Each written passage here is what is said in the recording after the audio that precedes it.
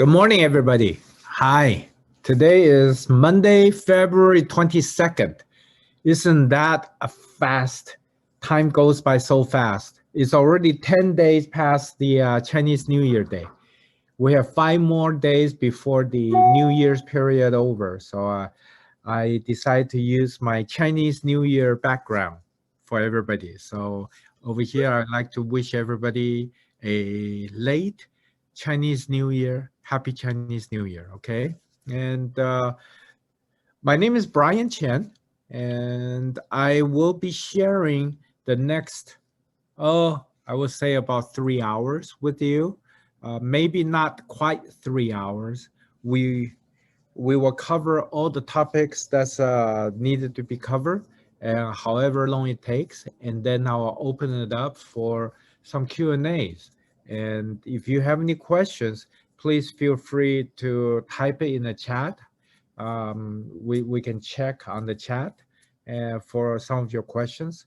And without further ado, let's begin today's class. This is zipForm Plus. And as some of you who may be new, some of you who maybe just want to refresh, I'm here to share with you how I personally use zipForm to make my life as a realtor easier.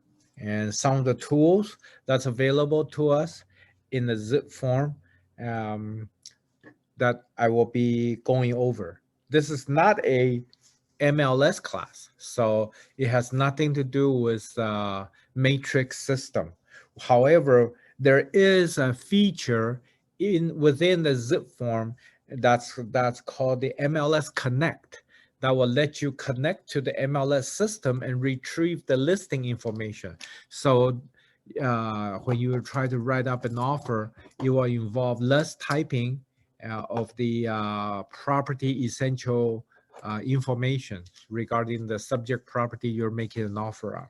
So that's the only connection we will have today with the matrix system. The rest of the topic and discussion are all within the zipForm Plus system. As you know, the zipForm Plus system was developed by California Association of Realtors through their entity called REBS. And then REBS is a separate for-profit organization that develops technologies and introduces useful tools for realtors to use. And they have sold the zipForm system to what's that called? The company. I'm drawing a blank. Oh boy. Lone Wolf Technologies. Yeah, Lone Wolf Technologies. So Lone Wolf now owns the zipForm product. Okay, and for those of you who have transferred to another company, from one company to another company, I have seen this so many times, and that's because agents don't realize this. You may or may not have realized that when you transfer to a new company and you go to the association and you report the office transfer, then you think everything is fine and dandy. And then when you submit your new offer, you manually type in your new company's information. But unfortunately, unless you do the changes yourself in your zipForm user profile, at the bottom of the form, within that little square rectangular box that contains your company information, will still remain with the old company until you manually go into your personal profiles to change your company information. This is so important and so often overlooked by many agents. So before I go in to the details of how to use zipForm, I will show you how to change that information within the zipForm. Okay, and without further ado, I think most of you knows how to get to the CAR websites, and then you log in as yourself as as a CAR member, then most likely you click here to access the zipForm transactions. So when you click here, you come here to this page, and you may see right here, it says Lone Wolf Transaction zipForm Edition. That's where the zipForm is now. I know when this transition occurred, some of my agents said zipForm disappeared. I said, no, they didn't.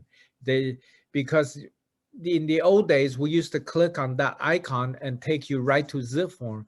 But because Lone Wolf have other products available, so now you get to this page.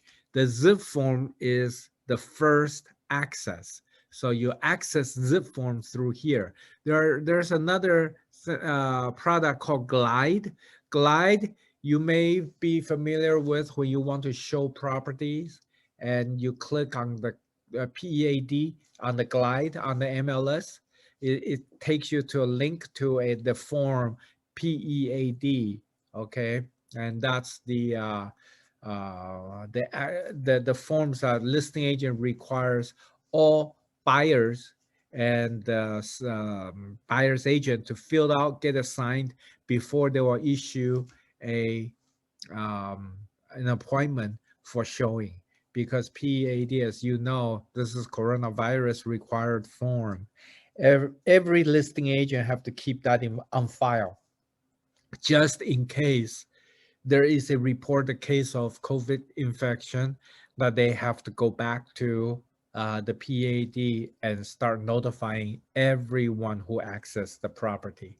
That is required by health law. So PAD is a health law required document. So many people don't know, is not familiar with it, and think it's so cumbersome. Why are you doing this? Why is CAR making this making it so hard for us to show properties? It is not CAR's doing, it is the health law requirement. Okay, and if you don't do the access tracking, you're violating the law. Okay, now let's go ahead and get into the zipForm system. This is where you click to go into zipForm. Do you see this little circular thing? This thing is turning around. That's because zipForm also have a desktop product that when they do this, they're actually checking on any updates from your desktop software. So when you're using your laptop, make sure if you're also using the zipForm standard, okay, zipForm the desktop version, this is synchronizing between the two. Okay, then you click on continue, and it takes you to the zipForm sign in page.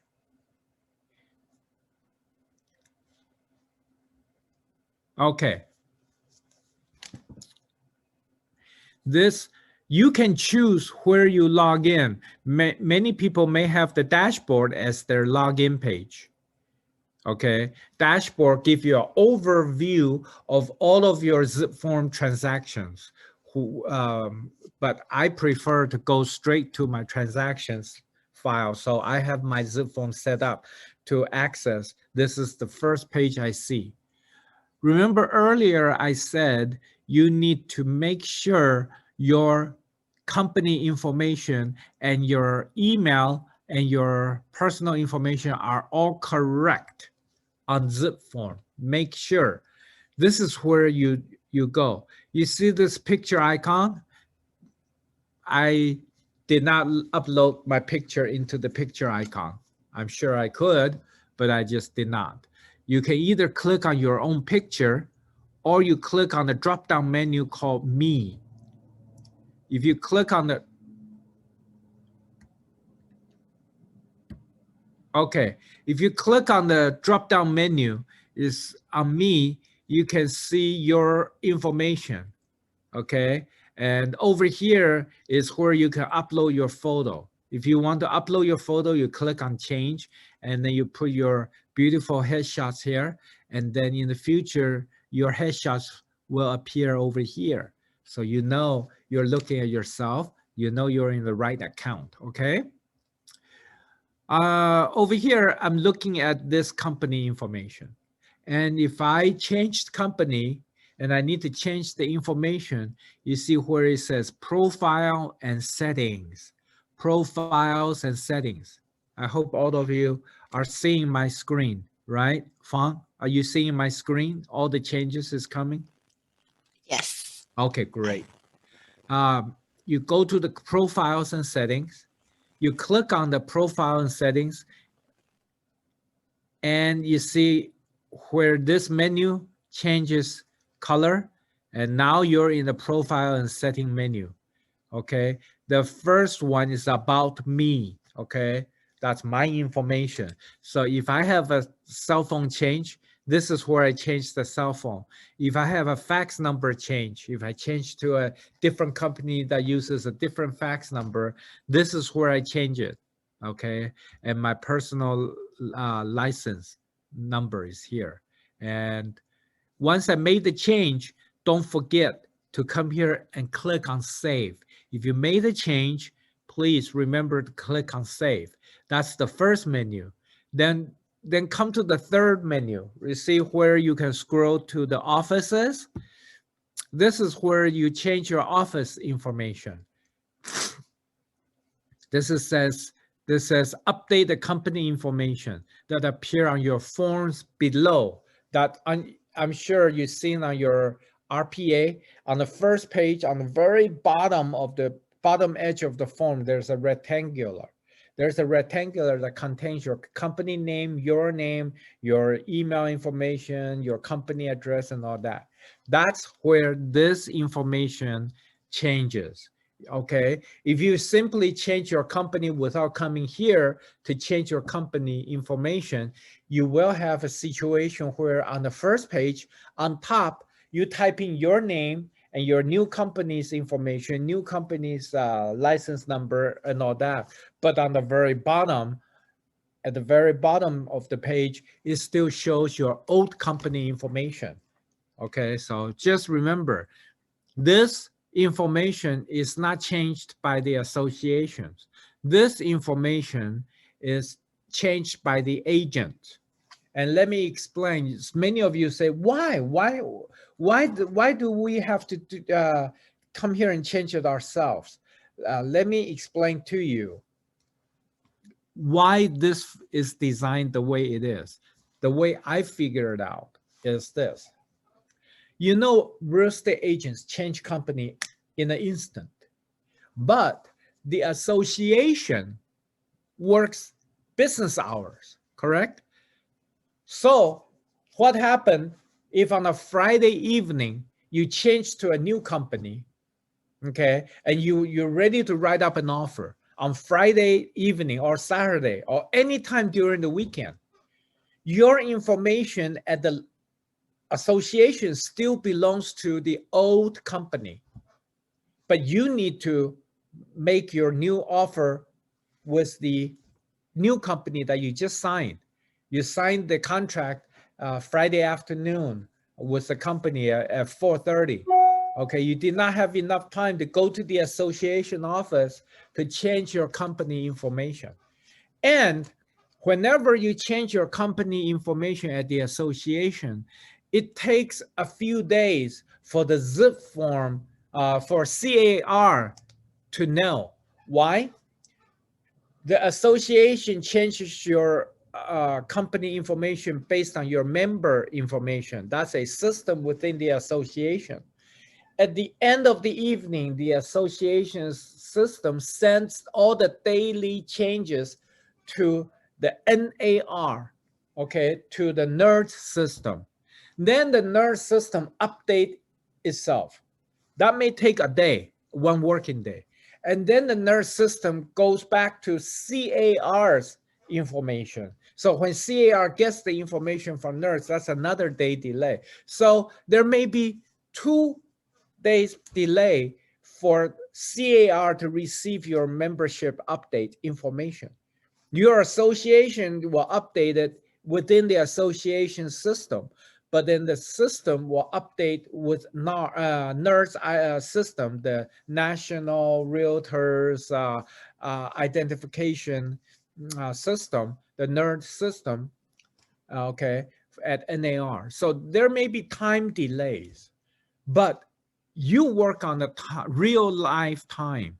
So Friday afternoon, when you sign up with the new company, Friday evening, if you're going to write up an offer, you want your new company's information to appear on your zip form, because the paper trail that the association changes will eventually catch up by Monday or Tuesday. But your offer needs to go out on Friday, because by Saturday, that house may be sold. You have to present your offer right away. This is why your zip form is designed for you, giving you, the agent, the ability to change your company information on the fly. Years and years ago, our association office transfer required your old broker to sign on that form, so that the old broker, in effect, releases you. And then your new broker sign to accept you. You bring the office transfer form with both the old broker signature and with the new broker signature. You turn that form in. That's when the association can transfer you. But what we have found out throughout the years is some broker is not readily available. You know, have you ever had a situation where you need your broker to sign something, but he's not in the office? So on a Friday, your broker is not in the office, but you want to make a change to the new office. You don't want to wait for him, right? So we now changed. Your old broker doesn't have to sign you off, okay? Just the same way you can change your license with DRE, with a instantaneously go into the e-licensing and change to a new company, and the new company's broker need to accept you into their broker license. Now you just need the form to be signed by the new broker at the bottom of the form, and then you can transfer from one office to the other, okay? But unfortunately, your zip form, okay, is going to have to wait for the system updates. If they don't allow you to make the instantaneous change, your zip form will be delayed. Sometimes we all know that some people use DocuSign, some people use digital ink. Digital ink is CAR product. It is free. Okay, this is the digital ink 1.0 powered by Sinex. Okay, this was the first generation e-signature. Now we're using a second generation e-signature called Digital Ink 2.0 powered by Authenticsign. Okay, so if you know, some of you may still be in the 1.0, you need to update to 2.0. So that's in the settings. And if you have a DocuSign account and you prefer to use DocuSign, you can change it right here to DocuSign. Okay, but I don't use DocuSign. I use the free one. Okay, I'm a cheap realtor. I like everything free, so that's where I do this. Okay, I did not make change. I don't want to save any changes, so I can simply close. When I close, I'm exiting out of my profiles area. I'm now back to the zip form areas. Let me introduce this top bar right here. This top bar is where you want your zip form. Is all within your account. You can go to the different areas of your zip form. You can look at forms. If you want to look at forms, you click on forms. This is where your forms comes in. Okay, you see, most of the time we're in the CAR library. CAR library. Later on, I will show you how you can change the libraries to give some of the required additional disclosures to your buyers. If you're a listing agent, you must make sure you do this because you are required to give some additional disclosures other than the CAR forms, okay? And I will go there when the time is right. So this is where the forms area, okay? You see this template? Okay, if you look on your zipForm Plus flyer, templates is the first topic we're going to cover today. Templates. So for those of you who have no idea what template is, when the green color is set on templates, these are the templates I have set up before. These are the templates I have set up before. And I would just want you to know that you can set up your templates to help save some typings. I'm sure all of you, if you never used templates before, you know most of your typings are repetitive. Information such as your company name, company address, your name, your license number, your company license number, and much of the residential purchase agreements terms, like for example, who pays for the termite reports, who pays for the physical inspection reports, who pays for the county transfer tax, who pays for the escrow, who pays for the title and all that. Those are all repetitive. Because most of them don't change between one buyer to another. Those are general terms that can be stay the same from one transaction to another. So CAR created this template area where you can pre-type in all of those information, pre-type in, so you don't ever have to retype those information. So later on, when you want to write up a new offer, if you called out this template to your new transaction for your buyer, okay, that everything you have pre-typed is already there. You don't have to retype it again. Then all you have to type in is what?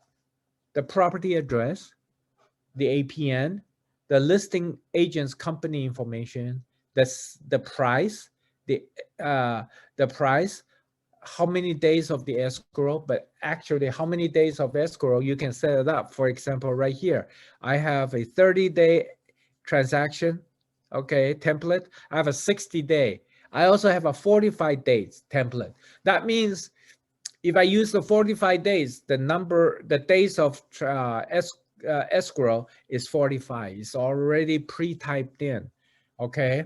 There are other areas that may change with the 45 days or 60 days, because the reason you may need more time is what? The lender may need more times. So when you're in a 45-day situation, you may need 30 days for your loan contingency. So don't forget to change that. I see so many of my agents make the mistake. They negotiated a 45-day escrow, but unfortunately, they did not change the inside of the default language where the contingency is 17 days and the loan contingency is 21 days. They forget to change that. And therefore, on the 21st day, the listing agent send them a notice to perform, okay, because they want them to remove the loan contingency. But because of the lender that needed 30 days to get a loan approval, the buyer is not ready to remove the loan contingency.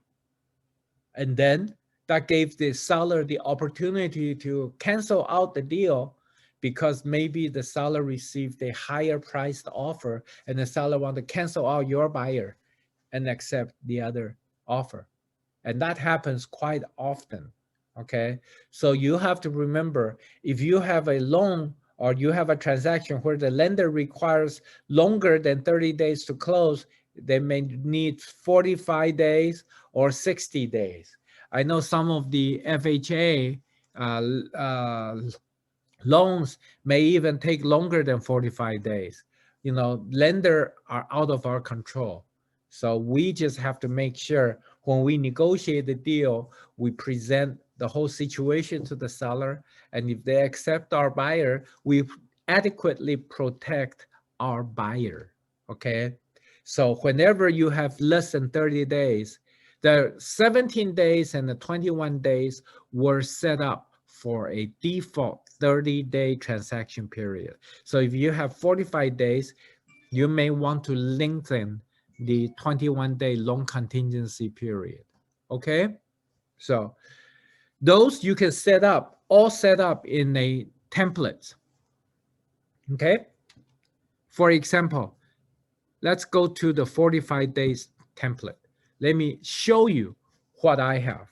I have pre-selected all the forms, and then let's go to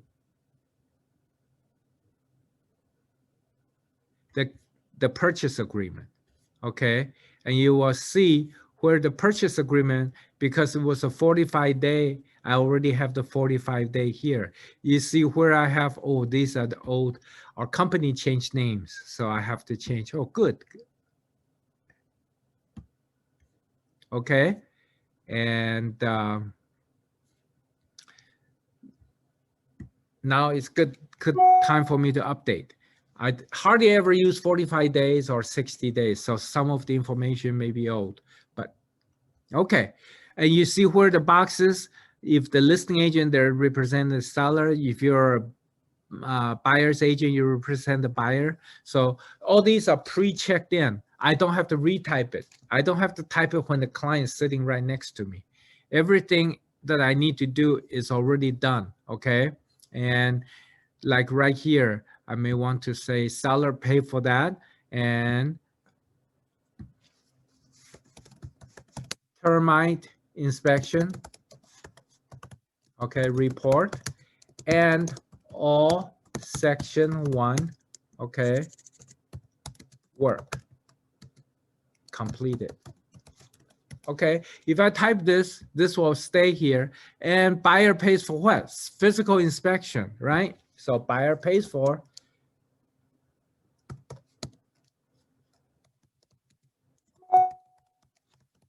okay, and I may want to say the termite to be seller's choice, and the inspection to be buyer's choice. Okay, and what else? Seller pays for county transfer tax. Very few cities have city transfer tax, so normally you leave it blank. But if you're working with a city such as city of Los Angeles that has their own city transfer tax, you need to make sure you address that. Don't forget to take care of that, okay? And then your loan contingency, you see right here, on a 45 days, I already changed it to 30 days. So it's no longer the 21 day. That's very important, okay? Because the whole point of you getting a longer period is because you need longer for the loan to be approved, correct? Okay. Okay, so that's about my 45-day template. Let me now go to show you how you can create your very first templates. Remember, I know some agents have used past transactions that they have written for other clients, and they just simply go in there and start typing over the property address and typing over the names. That is the wrong way to do business. Okay, let me explain to you. Our forms changes twice a year. Our CAR forms go through changes twice a year. once in April and once in December. Okay, so from time to time, there may be situations where your zip form has been updated. If you use a old transaction where you wrote up offers for someone else, that document is already saved in that transaction, and it uses whatever the form during the time that you were using. Okay, that form was pulled into your transaction and it's saved there. That form will not be updated. But if you use the template, for example, if you use a purchase agreement, if the purchase agreement was updated in December of 2020, and then when you write up a new offer in January and you use the template to pull over the forms, that form will automatically be updated. But if you use a transaction where you wrote up an offer in November for another client, if you go to that transaction and copy over the forms, and then you start retyping over the names, that was using the old form. The form that was in that transaction is not the most updated forms, okay? So you just have to remember, template is where you need to save your transaction templates, because all the forms that you pulled into the templates will be automatically updated. All the transactions that you have, they cannot be updated. Why? Because if buyer and seller agree to a particular purchase agreement in December using the December 2020 forms, when the form changes in January, that form cannot be changed because that was the agreement between the buyer and seller. So they are kind of like captured in a time capsule of the date of acceptance. You understand? That is why we do not update the forms in a transaction, but we do update the forms in template, because templates are transactions not happened yet for you to use the template for future transactions. So those forms has to be up to date as of the date that you write up the offer. So that's why CAR will automatically update all of the forms you selected in your templates, but they cannot update your forms in your transactions. So you now have an understanding why things are the way it is, okay? Now, let's go back.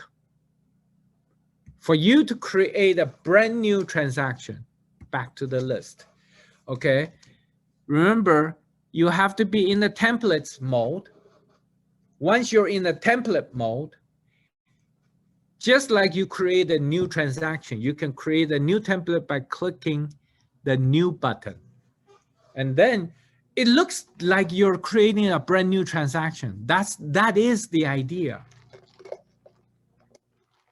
You're creating a template for the transaction. So you will be going through the same steps as you're doing to create a transaction. So for example, say if Brian Chen is going to write up an offer today, set up a template for an offer, okay?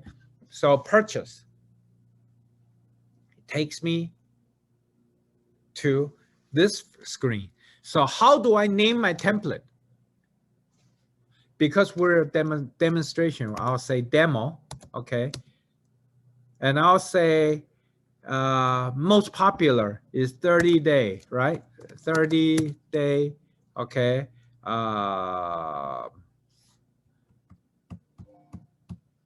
RES, purchase.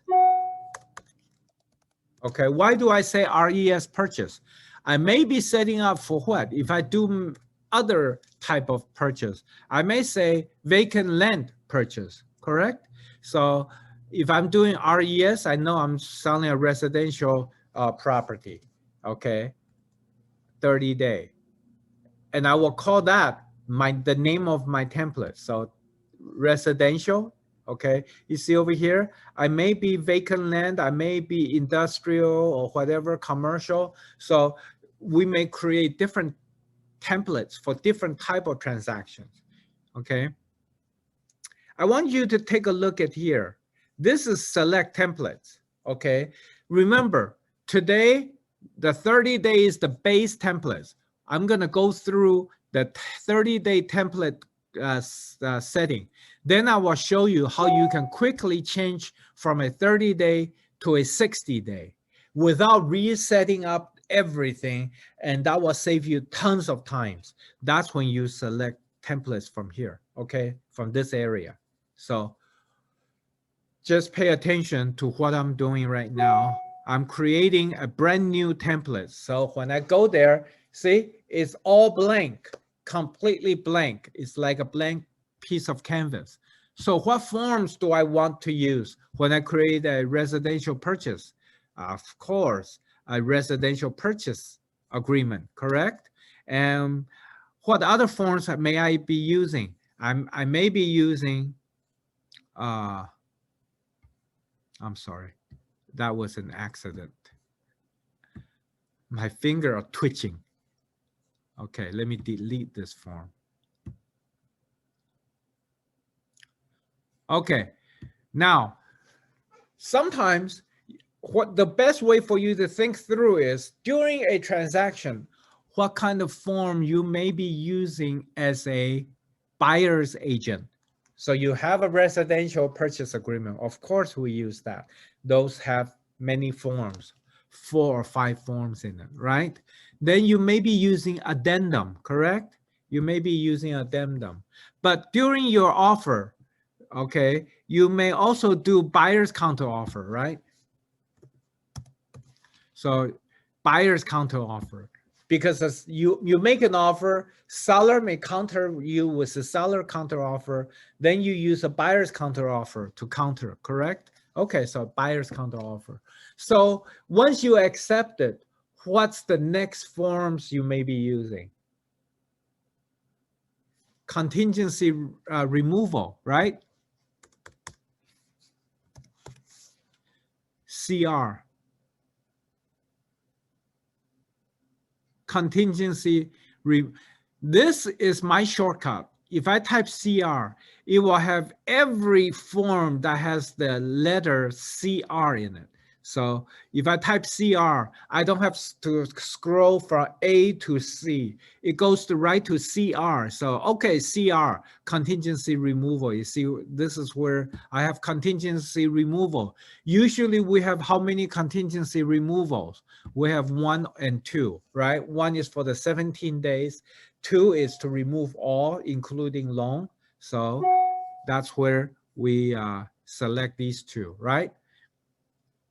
What other forms do we use before we use CR? How about request for repairs? RR, request for repair. Before you remove your 17 days, I'm sure you will be requesting for repair. Once you finish your physical inspections, you may request some repairs from the seller. Okay, so request for repair. So after request for repairs, and then you remove contingencies, what else you may be needing to do? How about before you close a transaction, you need a verification of property conditions, right? VP, verification of property conditions. And if you can remember, if you're not familiar with your forms, you can go look it up under V, verification, okay?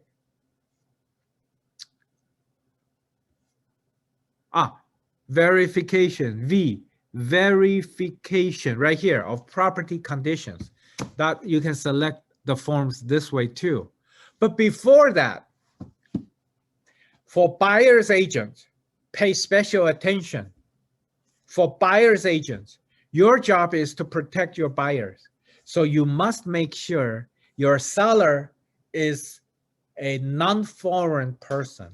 Otherwise, your seller must have the foreign investor withholding tax withheld within the transaction. So before you do that, you may need to have what? qualified substitute. Qualified substitute. So qualified substitute declaration. This is, and you may want to see Form AS.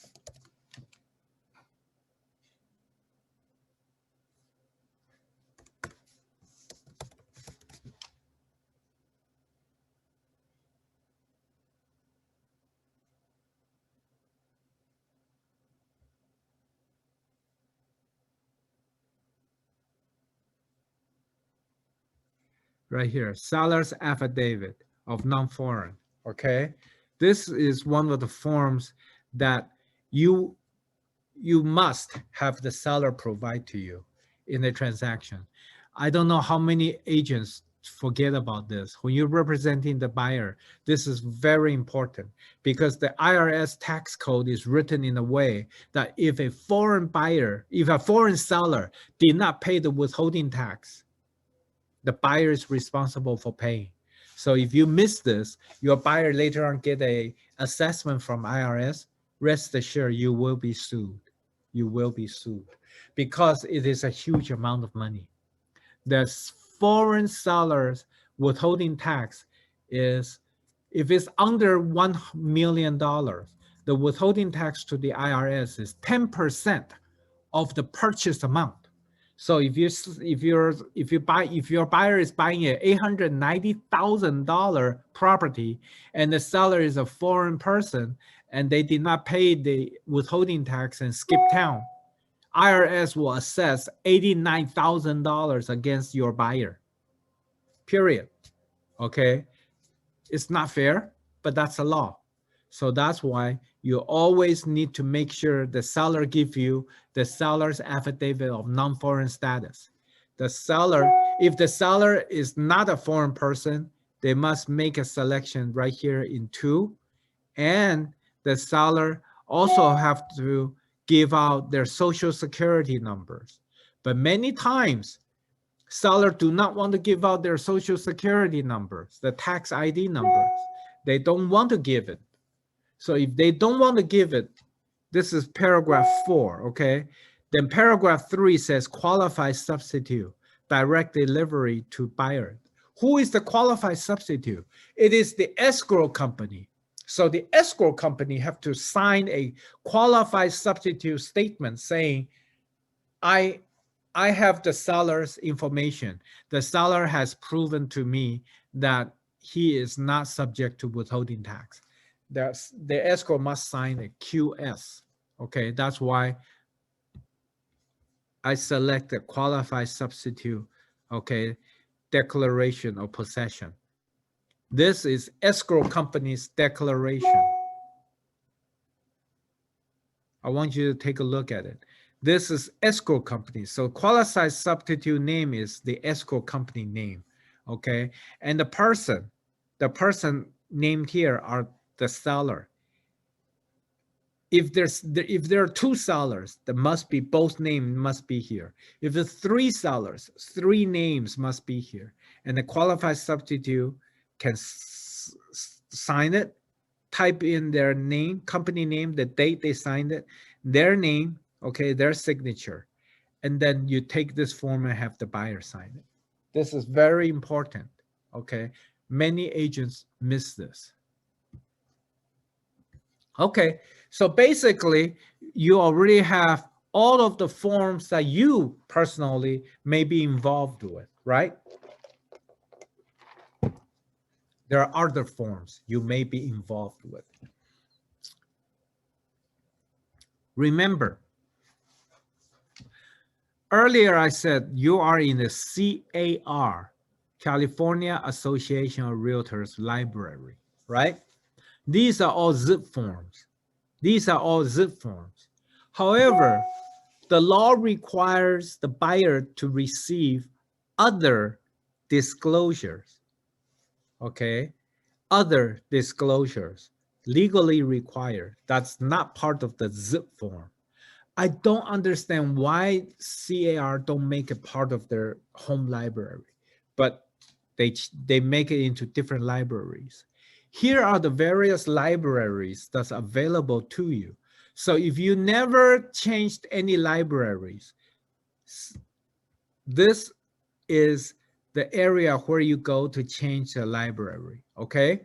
For example, you may want to see sample letters. Sometimes you want to write letters to the seller, but you're bad at letter writing, okay? CAR has some sample letters for you, okay?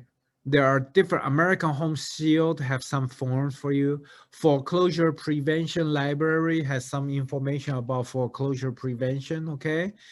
EPUB, e-publishing disclosures, e-publishing disclosures, EPUB, okay? You go there, oops.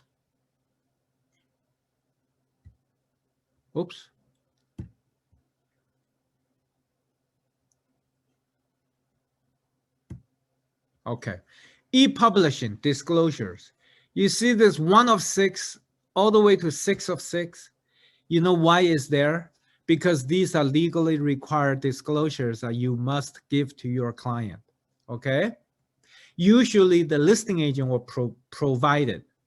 But let me tell you, most of the listing agents are so ignorant of the law, they only provide you with this document. And I'm sure you have seen this document, 6 of 6. I'm sure if you guys have been into a transaction, you have had your buyer signed right here, right? Okay.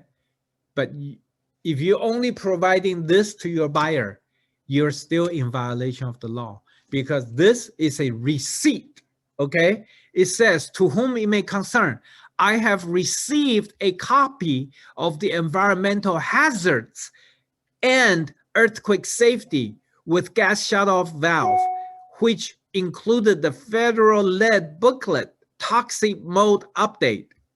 Okay, this is what your buyer is signing. They're signing to certify they received all those information. So if you only provide this page to your buyer to sign, you're not providing the buyer 1 through 5, you are in violation of the law.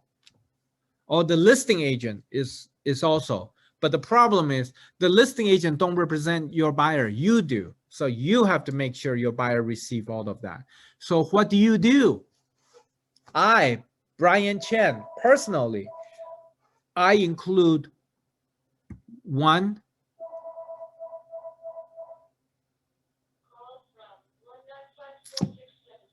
2,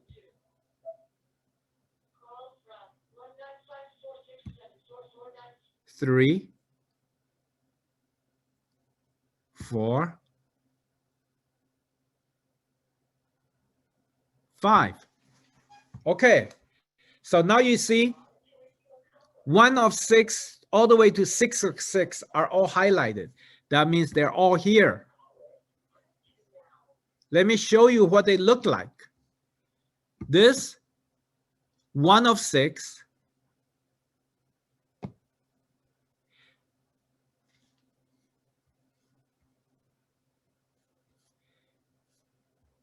is a 46-page document. It is a booklet. In the old days, we used to go to the association, okay? And the association sell this booklet for $3.25 if I remember correctly, okay? Maybe more expensive if you're not a member. But this is a guide for all homeowners, home buyers, landlords, and tenants. Okay, so you're supposed to give this to your tenant as well, because your tenant renting your house, they need to know what to do in an emergency. Otherwise, your house may be burned down. Okay, so this is the booklet. Most of the agents only have people to sign for the receipt, but never gave them the booklet. The second document is the lead disclosure booklet. You have to give this to your client, okay? This is the protect your family from lead. This is required by law, okay? For homes that's built in 1978 or prior to 1978, you must give this disclosure period. Okay. The third one has an additional receipt. Okay. And the reason why most people only get one receipt, 6 of 6, because most of those agents never even looked at the energy rating booklet. Energy rating booklet is also required. It is talk about the energy ratings of appliances and all that. Okay. And then the very last page, you see this property address, you're supposed to fill it out. Okay. The name of the buyer, name of the seller, the name of the broker, all has to be here. All has to be what? All have to sign. Buyer, buyer's agent, seller, seller's agent, all have to sign. How many of you have received this? I can guarantee you 98% of you never even seen this receipt.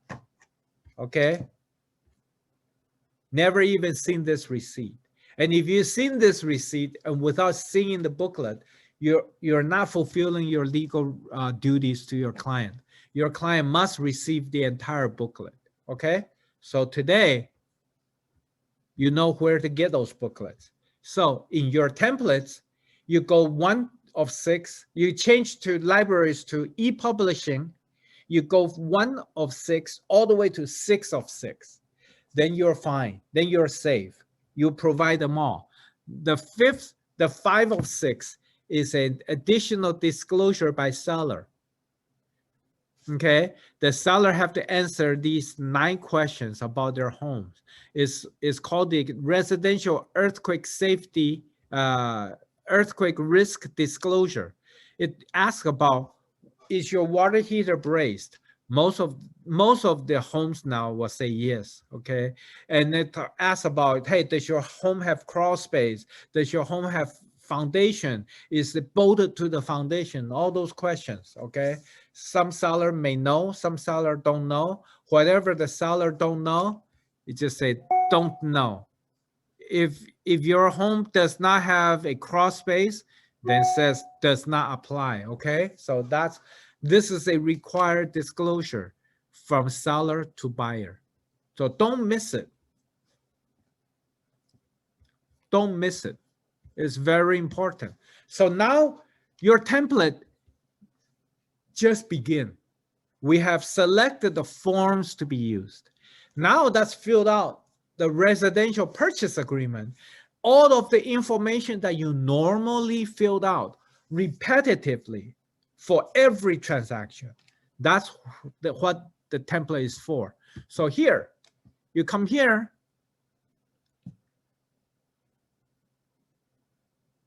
And you load up the form.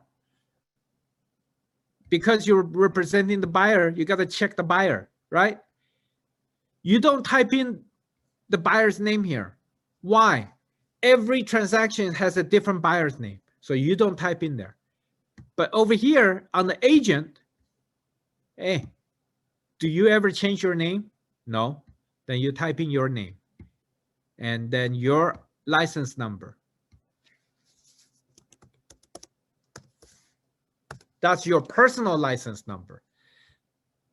Then you have your company information.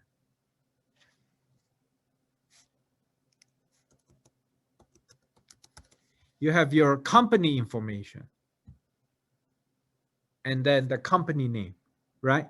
Oh, sorry. I'm sorry. The first one is the broker's name.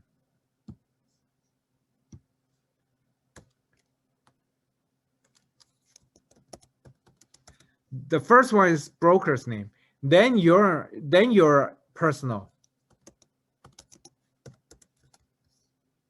and then your name.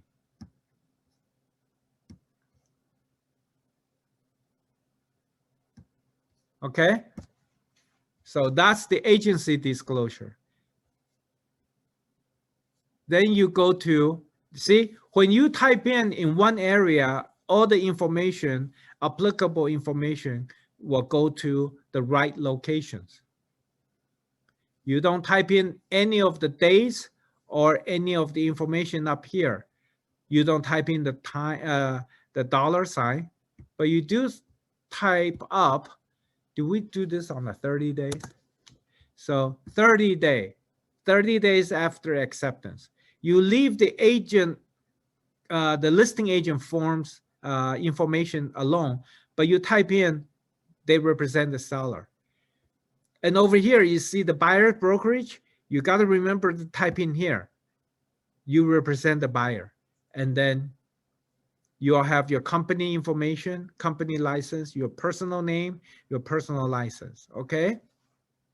Oh, by the way, if you're making a purchase on a listing that's owned by another agent in your office, your name, you represent the seller, but the brokerage, both buyer and seller. So you got to remember, if you're selling your own office listings belongs to another agent, your personal names have personal representation, but your company is representing both the buyer and seller.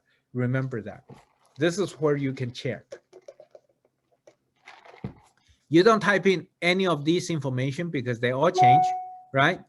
But you may want to type.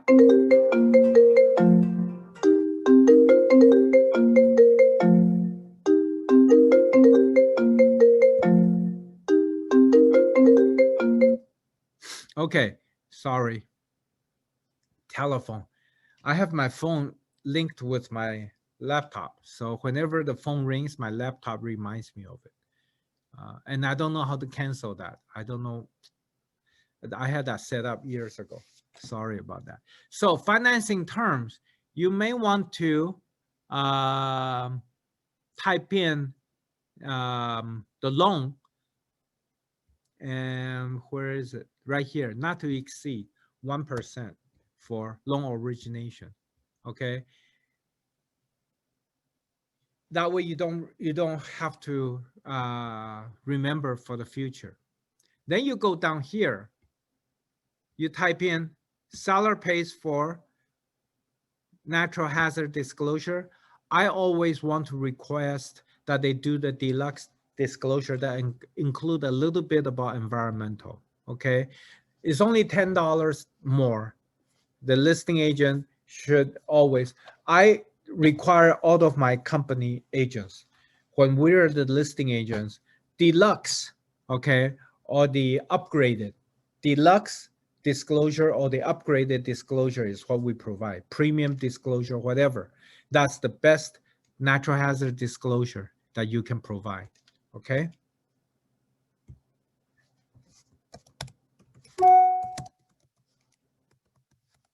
And then you have termite report, right?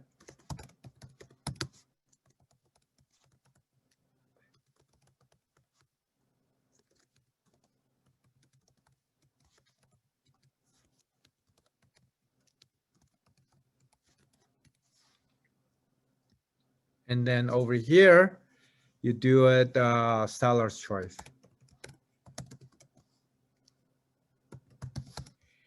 And then you do the buyer's inspection.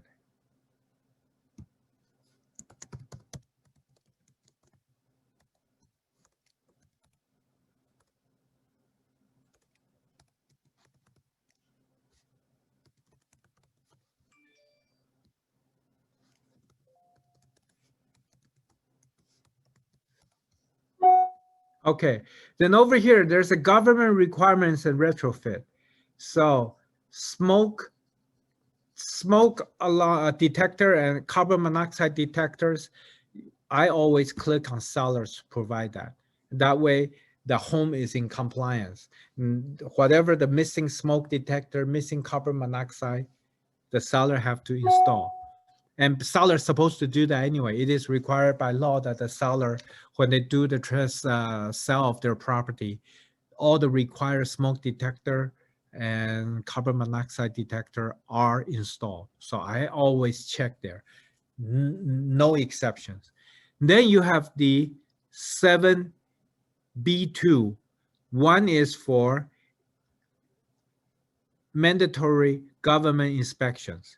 You can have that if the city you have requires, like City of El Monte has a city inspection, okay, then you have that.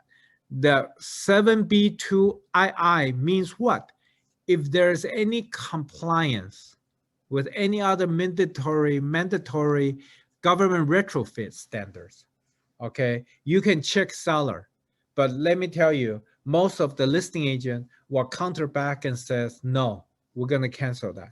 So I leave it up to you guys whether or not you want to do that. And escrow and title, many agents says 50-50. This is wrong. You do not write 50-50 because seller and buyer each to pay their own escrow fees. Okay, so buyer and seller each to pay for their own escrow fees. I already have them typed in, so I don't have to type up the whole sentence, okay? And then seller pays for owner's policy, right?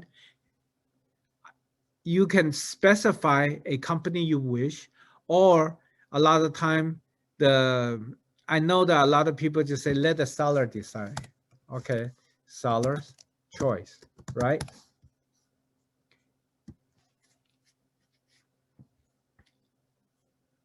And then over here, seller pays for the county transfer tax. This is a home. It's not a condo. So I don't do anything for the condo. And I will show you how to create a condo very quickly, okay, later. So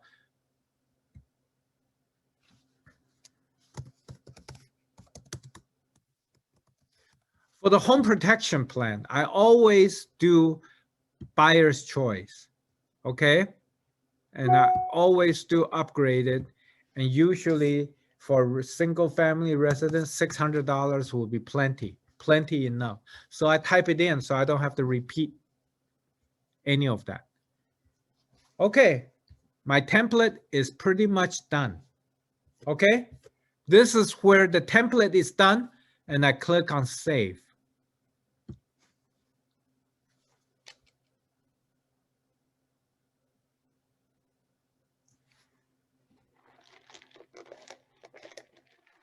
And the internet god is not good to me today. It's kind of slow, but okay, it is saved. So I go back to the list and you will see the demo purchase 30 days. Okay, remember, I also said you can create a 45 days, correct? Or 60 days. So that's just create one, a new one, a demo 45 days template. How's that? Same thing.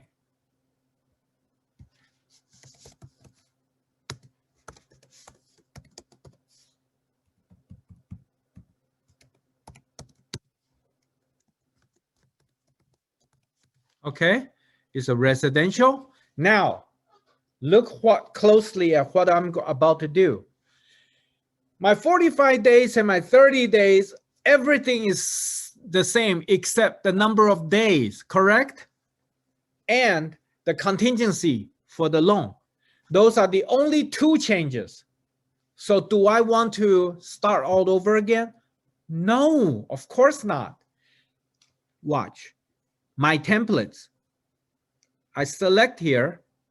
And I go to my demo 30 days that I just created with you guys today. I click on that. You see this? Personal demo res 30 days, correct? Now I click on save.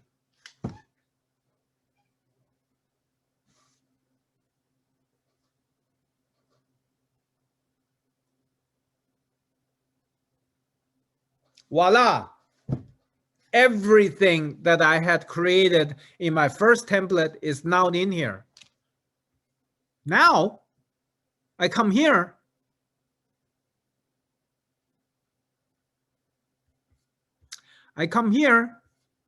You see, everything I pre-typed in is already there. I don't have to change anything.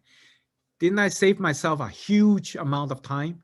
Now, because this is a 45 days, what do I have to do here? Change it to 45 days, correct? Everything else stays the same. All of the requests and all that stays the same, right? Over here in the loan contingency, if I don't change it, what does it say? 21 days. But because I need 30 days. This is why I need 45 days to close. So I type in here, 30. Don't forget to do this. I know my agent had made the mistake and they were forced out on the 21st day because the only way the seller can back out of a deal is when the buyer cannot fulfill a contractual duties. So if it says 21 day for the loan contingency, and if you don't remove contingency by the 21st day, they can cancel you out. So you got to protect yourself. Put 30 days here. The 17 days stays the same. Why? Every transaction, you go through the same disclosure, same inspection process. You don't have to change that. Maybe on some special occasions, you want to change it, but usually no. Okay? So don't forget, whenever you change the number of days of escrow, the area where you need the extension, you got to make sure the reason you need 45 days is because your lender cannot finish the loan in 30 days. You got to remember to change your contingency. Of course, the longer the loan contingency makes your offer appears to be weaker. Okay? So that's a balance you have to think about. Okay? Okay. Whenever you have a probate sale, you got to have a probate advisory. When you have a trust sale, you got to have a trust advisory. Okay, if you're involved in a short sale, don't forget you got to add those advisory into your buyer's documents for them to sign. Okay, so I don't have to go through that.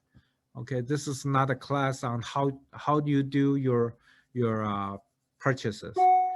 Over here, there is a all stove attached. I forgot to mention that to you. Okay, I personally always attach that. Okay, so that's my 45 days. Oops.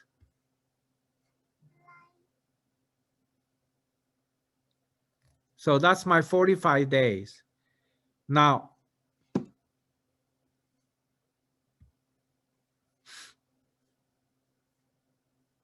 let me do a condo. Remember earlier I said I want to do a condo too, right?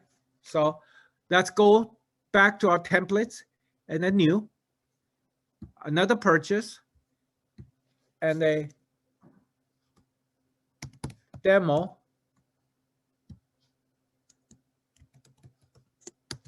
Condo 30. Okay, condo 30. That signified to me is a 30 day is a condo. Okay, so I do condominium. Again, they're similar to my 30 day. So my 30 day, correct? Or I can use my 45 day. It doesn't matter. Okay, but since it's 30 days, I just use the 30-day template and I go save. And it'll create my demo condo templates with everything I have pre-typed in for my 30-day.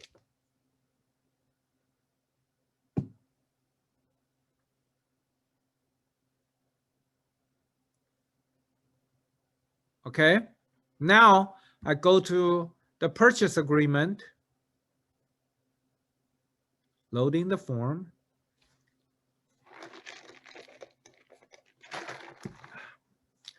I go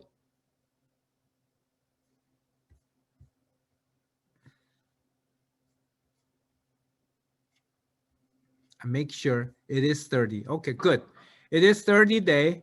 Okay, and I go to condo right here. anything with homeowner associations. I do the seller's pay, okay, for the transfer fee, and seller pays for the HOA documentation, okay, and those are for the condos. I am not sure whether or not there is a private transfer fee or not anymore, but that has been outlawed by California state law. But there are some new home builders that they trick the home buyers by creating a nonprofit foundation where you have to mandatory for homeowner to contribute to the nonprofit foundation with sometimes 0.5% of the purchase price. That is similar to private transfer fee. But private transfer fee has been outlawed, so they created something like that to bypass the law. Okay.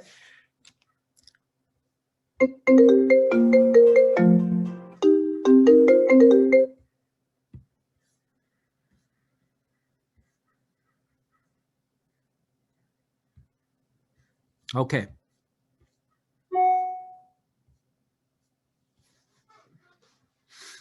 So this is a condo template that I just created.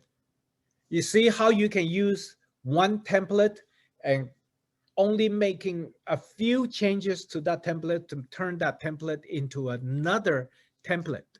Okay, so I wish, I hope that you have seen that and you have understand how to do that. Okay, so that's my condo templates. I do want to show you one thing, because from time to time we do see it. What if there is a home that's on notice of default? Notice of default recorded against it, and it's the homeowner's property. He lives in that property, and your buyer is an investor buyer.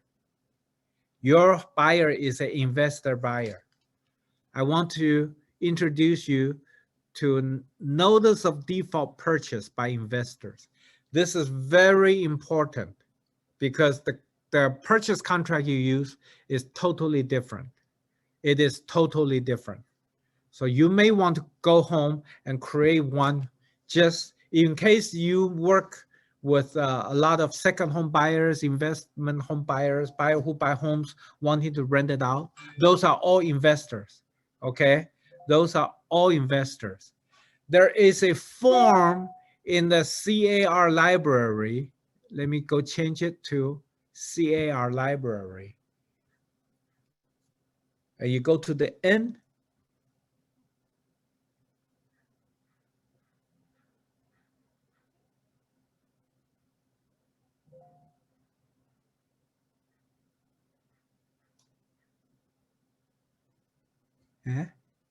Okay, right here. There's a form called Notice of Default Purchase Agreement, not the regular RPA, okay? If you are making an offer, if your buyer is an investor who's buying a rental property or buying a property as an investment property, or even buying a second home, the second home is considered investment property. They must use this form. If the home that you're making an offer on is owner occupied and it has a notice of default already recorded against it, you must use this form. Let me show you the difference. This form is selected, so let me go to here, because about 90% of the real estate agents out there never even looked at this form, because this is not something that people talked about. But this form is very important. I'll show you why.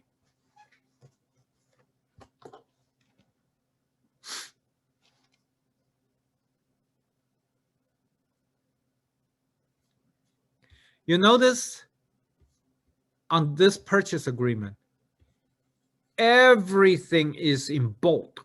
because the California law required. Okay, the California law requires everything to be in bulk. And let me change my company.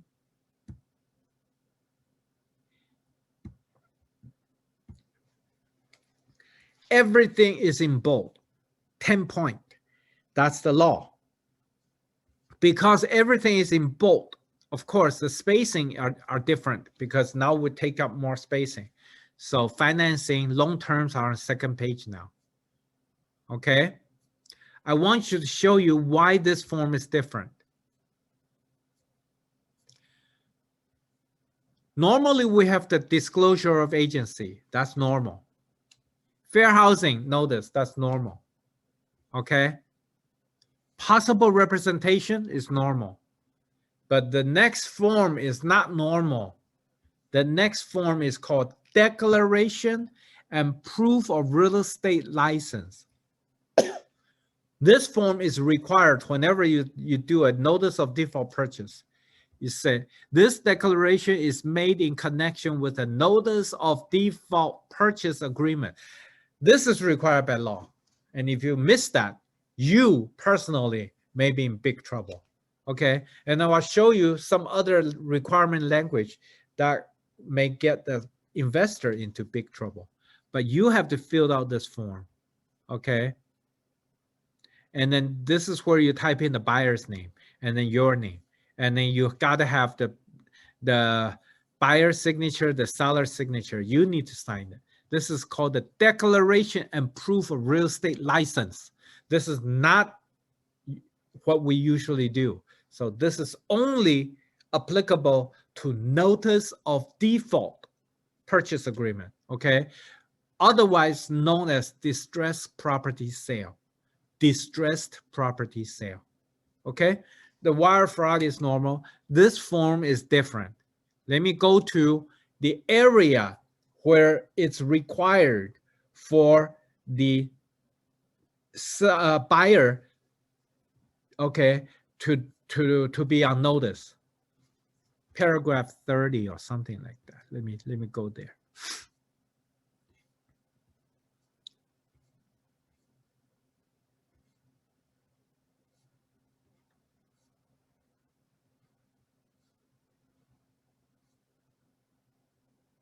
Right here, paragraph 33. Paragraph 33, do you see that? This says, agreement subject to civil code. This is not in your normal resident purchase agreement. Because when homeowner is facing foreclosure, the law gives them special protections. And if your investor's buyer fail to use this form, buyer may be subject to a fine up to $25,000 or imprisonment for not more than 1 year, or both fine and imprisonment. You see how serious this can be for the buyer? The buyer may be fined up to $25,000 or imprisonment or both. So that's why it is very important when you represent a buyer and you know they're buying it as an investment property, and this home is owner occupied under notice of default, you must use this form. Don't forget. If one thing you walk out of here today, I want you to remember this, because this can be big trouble. If the buyer did not use this form, okay, the seller has up to 2 years to sue the buyer to get the home back. What if your buyer is a flipper? Your buyer is in big trouble because the seller has up to 2 years to sue the buyer to get the house back. But by then, the buyer already sold the property to someone else.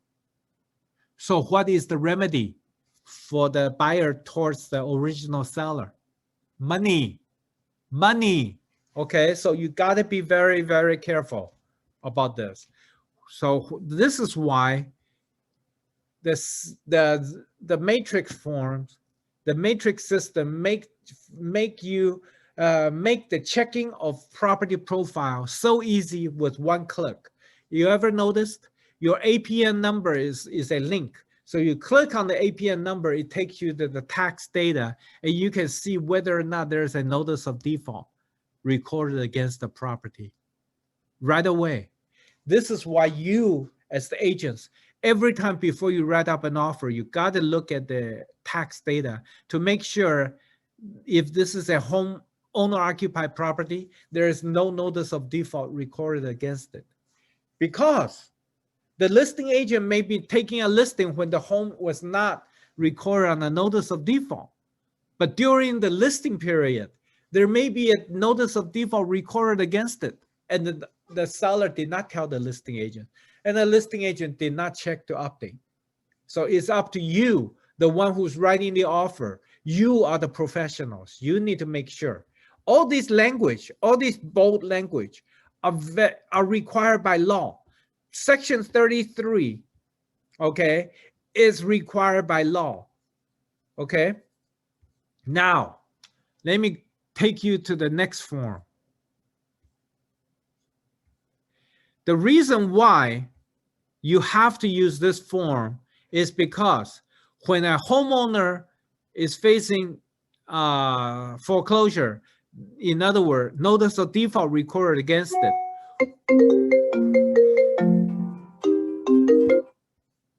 when a buyer making an offer, investor buyer making an offer, the law says you must give them 5 working days right of cancellation.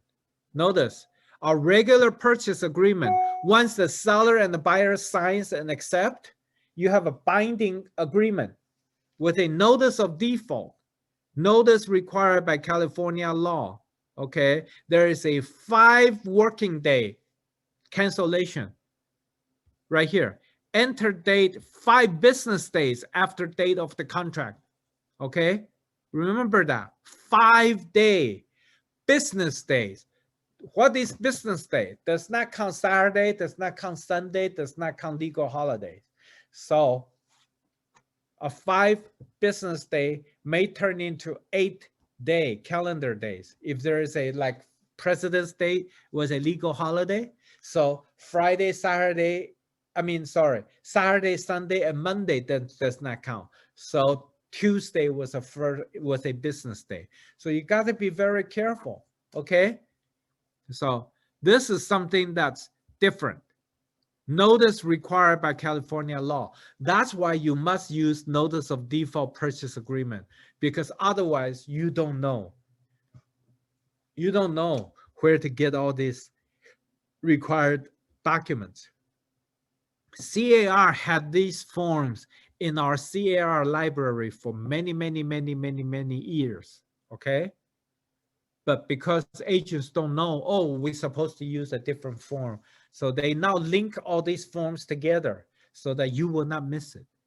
So it's up to you to make sure if you're making an offer on an owner-occupied property with notice of default, that you use the right form called the notice of default purchase agreement. Please, when an investor is buying a property on a homeowner occupied notice of default property, they must use this form. You must make sure they use this form because they may not know. Okay, they don't know the law, but you are the licensed professional. So later on, if you use the regular purchase agreement and they got in huge trouble, guess who they're gonna sue? They're gonna sue you because you are their representative. You must know, okay? So also create today, if you write it down, create a notice of default purchase agreement template transaction, okay? So that way you have the correct form in there. Instead of the regular purchase agreement, you're using the notice NODPA. NODPA. Just remember, notice of default purchase agreement. NODPA. Notice of default purchase agreement, okay? So I have shown you how to make several templates. I want to show you a kind of nice feature. A kind of nice feature.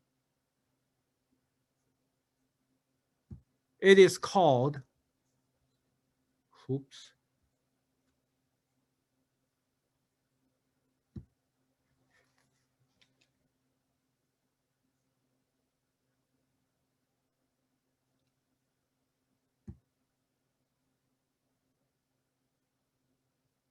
I want to create a new template for you. This is called checklist. You know what is a checklist? It is a reminder system. It is a reminder system where it reminds you when a task is due. When a task is due, okay? The forms templates remind you what forms are needed. The task, the checklist reminds you what kind of, they changed that. They moved it.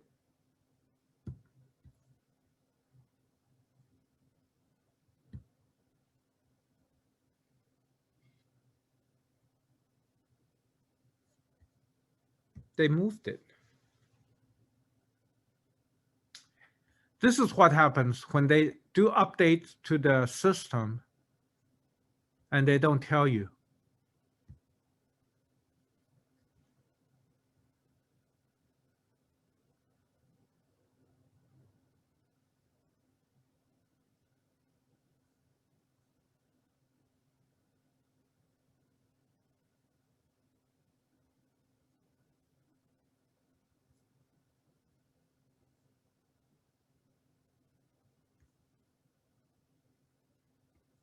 Okay. Well, I will do that when I have a transaction. I will create one for you. Okay. I will create a checklist for you in a transaction.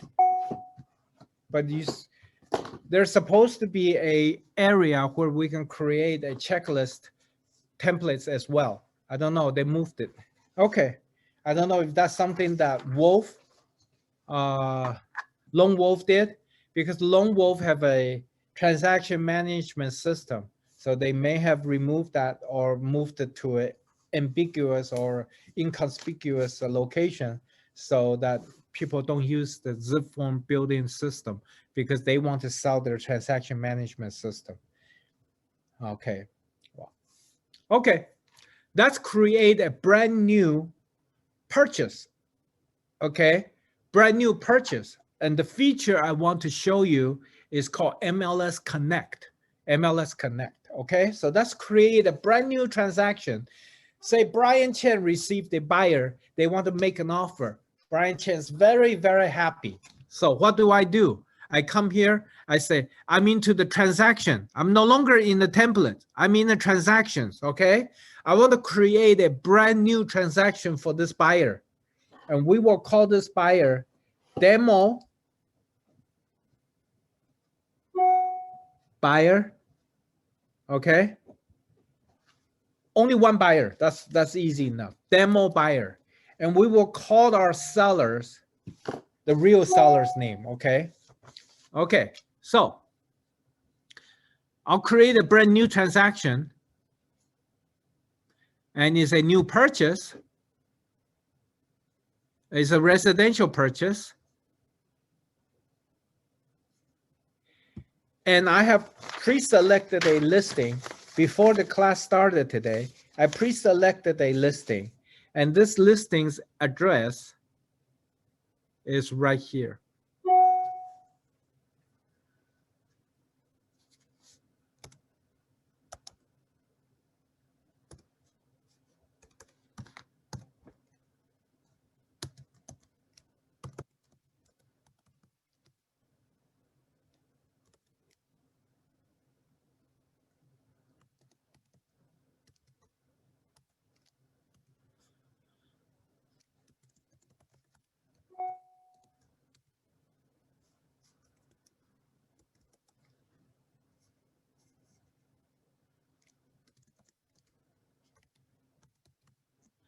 I have to identify it by calling it a demo because otherwise I'll get confused myself. Okay? And which template I want to use. Remember, we set up templates, but now we have to select templates that apply to here. So let's say this is a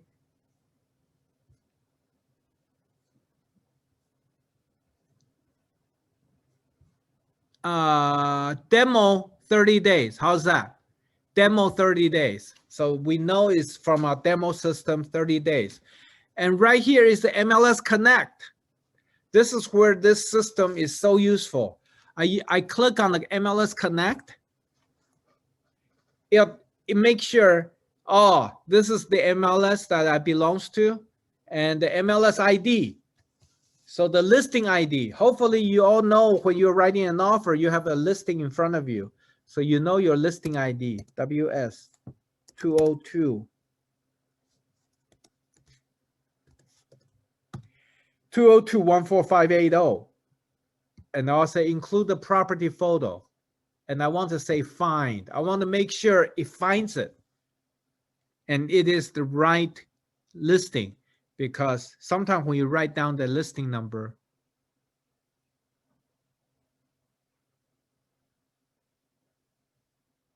WS 202-14580.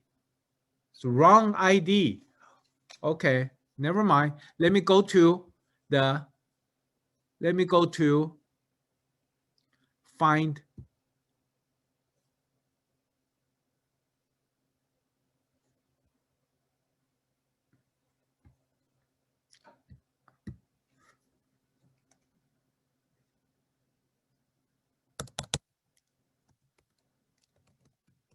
Let me go find a listing. I'll find a listing this listing real quick.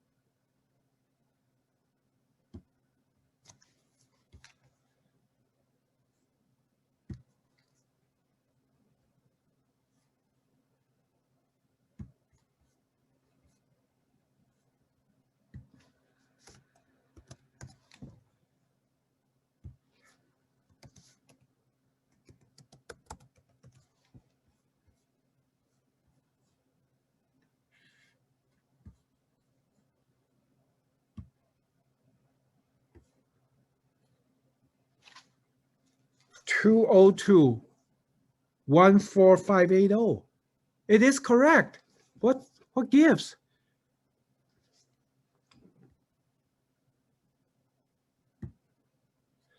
Let me say that again.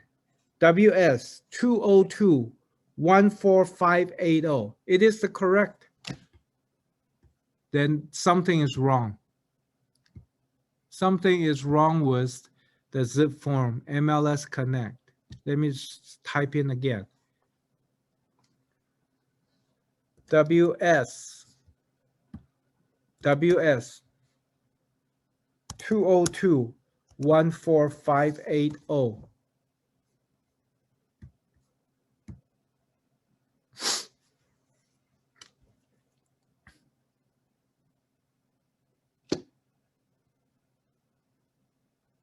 That's weird.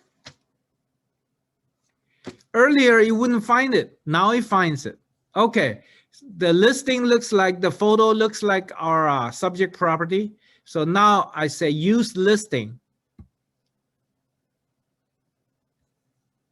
It shows up right here. That means when I create my transaction, the listing information will be also imported.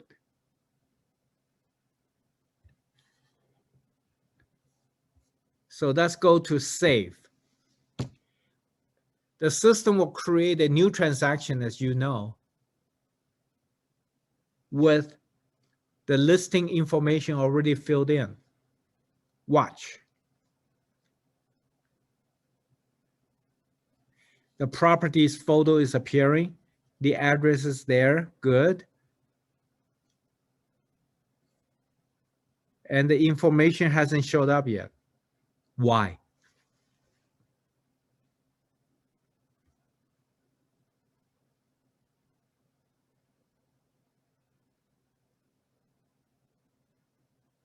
Okay, the information, you see how it's already in? I did not have to type it in. It imported for me, correct? Okay, now I go to my documents and I want to show you how nice using MLS Connect can be. I think the reason why the system is slow is because I'm using my internet browser through the zipForm, so you guys can see. So that's why there is a delay. Okay, but anyway, purchase agreement.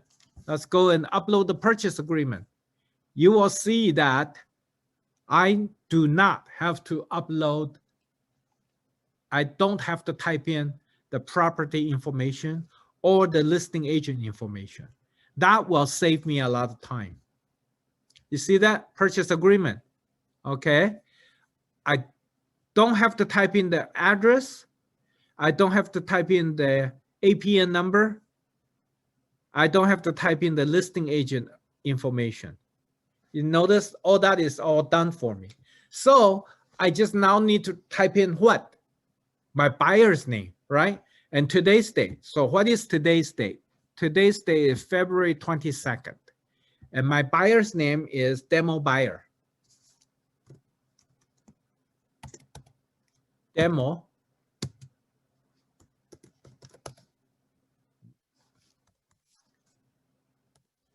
Buyer. Okay? How much does my buyer want to make an offer on? This listing was listed for $788,000, but because I talked to the listing agent told me they got 5 offers coming in. So obviously, if I want to compete, I am going to have to offer a little bit higher than the list price. At least will get my buyer a counter offer from the seller. So $788,000 list price, I may want to make an offer at $790,000 just to get the foot into the door. The reason why is when there's multiple offers and you still offers less than the list price, it's not going to look good. A lot of times you may end up not even getting a seller's response. Okay, so I just decided to advise my buyer, let's make an offer of $790,000. So what is 3% of $790,000? Calculator time.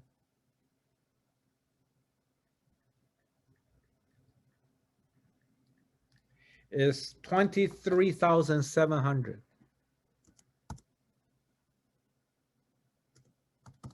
Okay, so that's my initial deposit. And how much is my buyer going to make a loan for? Let's just say my buyer told me he's pre-qualified at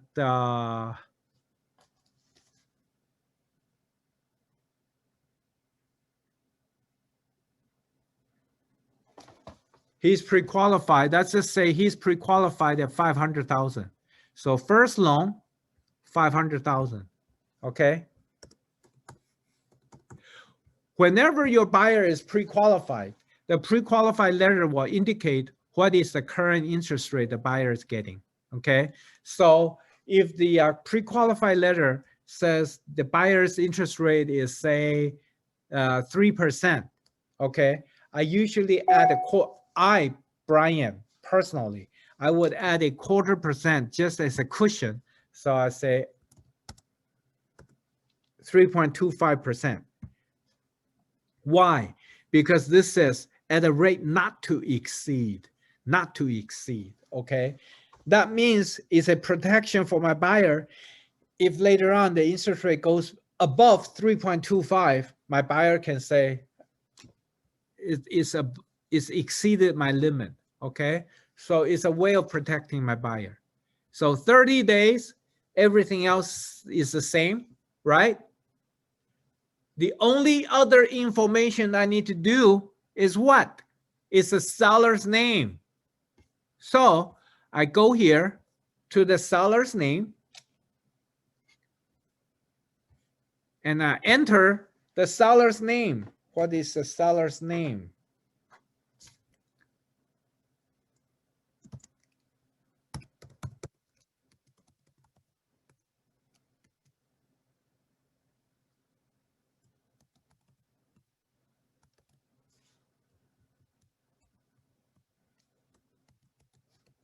Okay.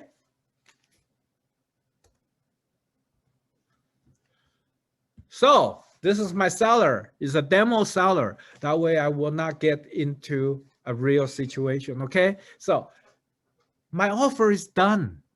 You notice how the template can save you tons of time? What kind of information did I put in? I put in the seller's name only, correct? And then I put in just the purchase price and my buyer's information. Everything else was already pre-typed in, saved, right? So loan information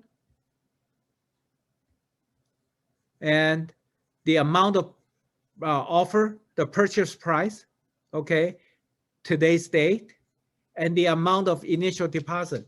That's it. My offer is done.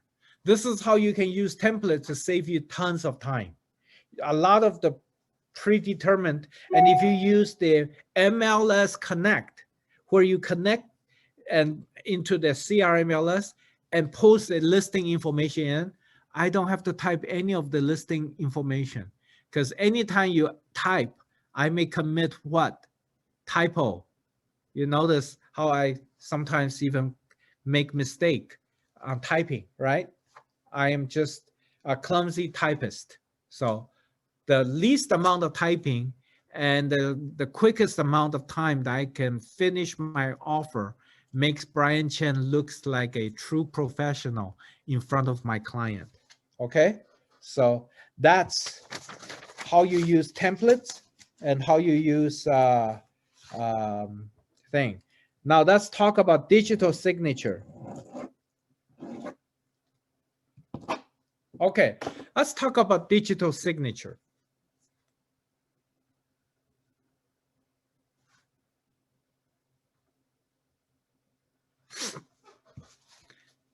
We now need to have the buyer and myself. I'm the buyer's agent and I need my buyer to sign, correct? So I set this up and I go here, e-signature, e-signature. I click on it.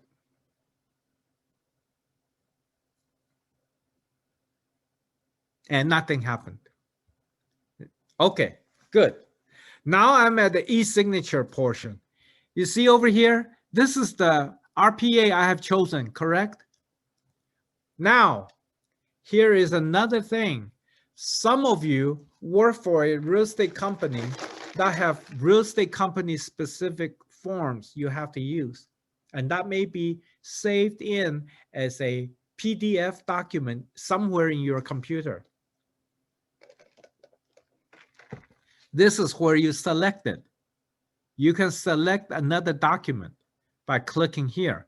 For example, I can select a document here, okay, and I can say add external documents. That's going outside of the zipForm, going to your own computer. So if I want to add another document for me to sign, I'll do this here. I click on, and then that goes to browser, browse for document. Okay, so I browse for document. It goes to my computer. You see right here, it goes to my computer. So I can go to desktop, my desktop. Okay, and I can go to a place where I, Brian Chen, have a special form used by my company to use. So I can go to maybe go to here because I know Pasadena. Pasadena has a special form.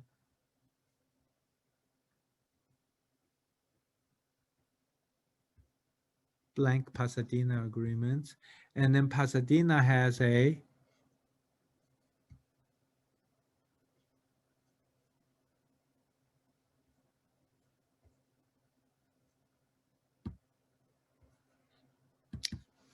okay, pretend this is in Pasadena. So this is an additional form I have to set up. Okay, so this is where I find the form. This is called Pasadena No Smoking Ordinance Disclosure. In case you don't know, Pasadena has a citywide no smoking ordinance. So you have to include that no ordinance, especially if you're doing condos. Okay. By the way, your common area of the condominium is considered public area in Pasadena. So if you're selling a condo in Pasadena, you have to use this Pasadena no smoking ordinance disclosure. Just additional information in case you did not know. Okay, so you add this. Did it come through? Did it come through?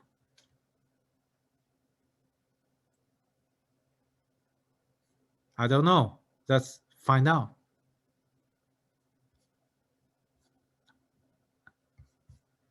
Did it come through at all?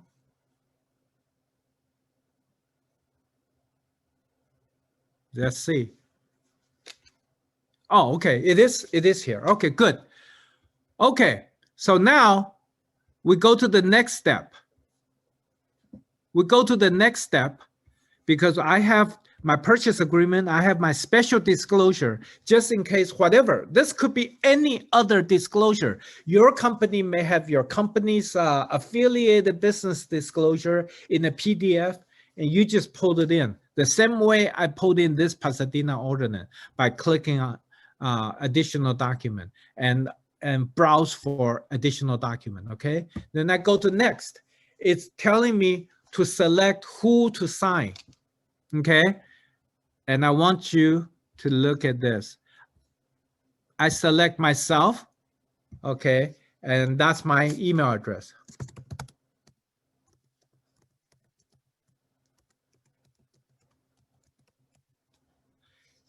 I select for myself to sign as the buyer's agent, okay? And then demo buyer, I want my buyer to sign.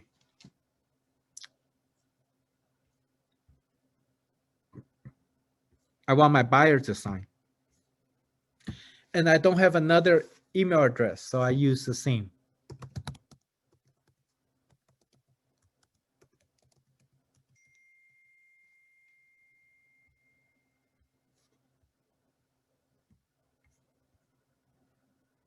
It will insert your buyer's email address into it.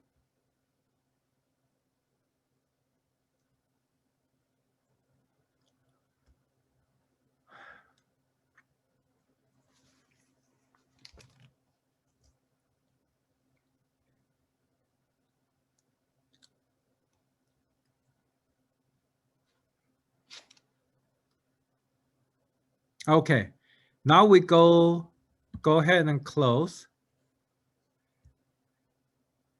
It's selected first, I am to sign. Second, my buyer is to sign.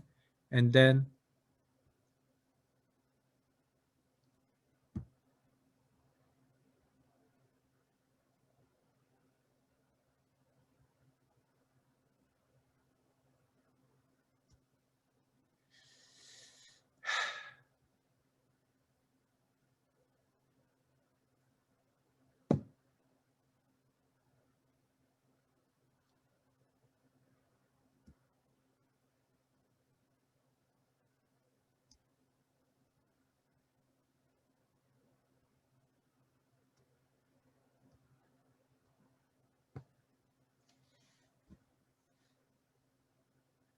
I'm sorry, folks.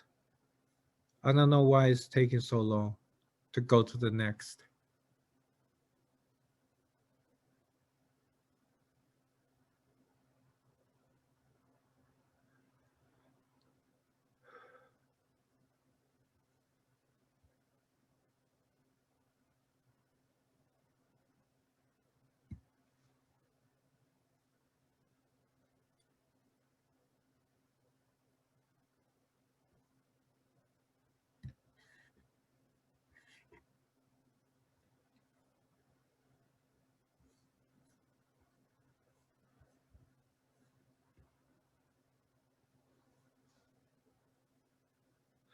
Now I am in the authentic sign area.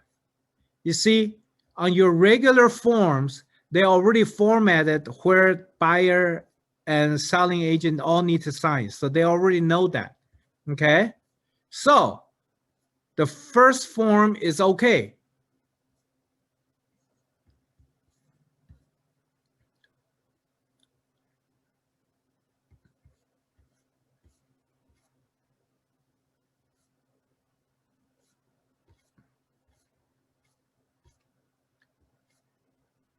Okay, here is the area that we need to make sure my buyer sign. Let me pretend that I as the listing, because right now you see who they're setting up. Who they're setting up. They're setting up for Brian Chen. That's me. Say this is where my buyer has to sign. So I will say drag and drop signature, okay? Let's pretend this form, Brian Chen signs right here. So I drag and drop.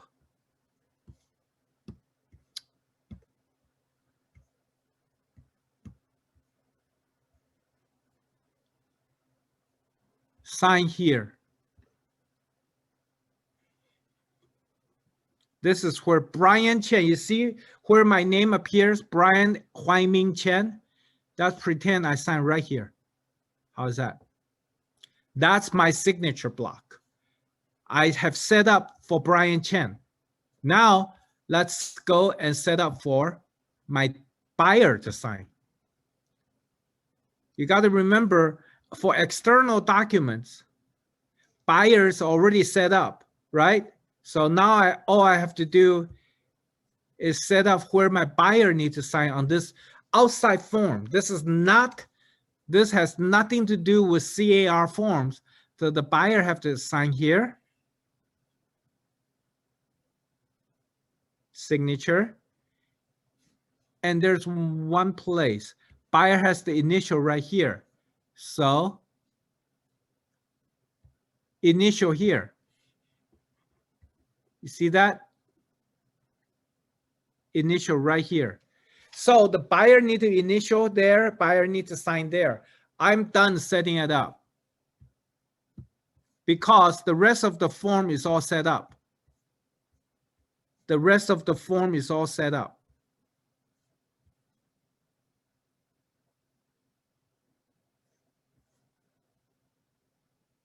Okay, so I go next.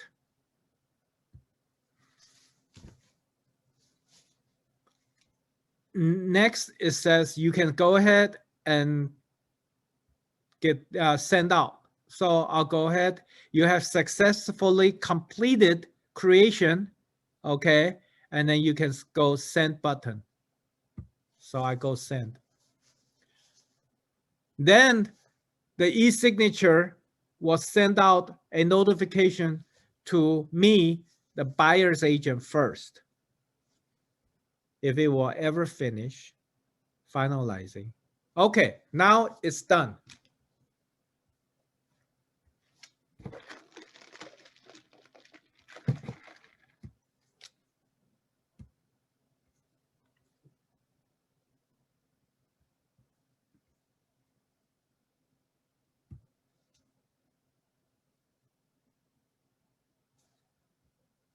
Right? No, that's another DocuSign. That's not for me. That's not from our transaction. I don't know how long it takes for the system to do it, but let's move on for now. We'll check back to see if the signing is sent and I receive it. Okay. So this is how you do the transaction, and this is how you do the e-signature, e-sign. Let's go to Forms Tutor.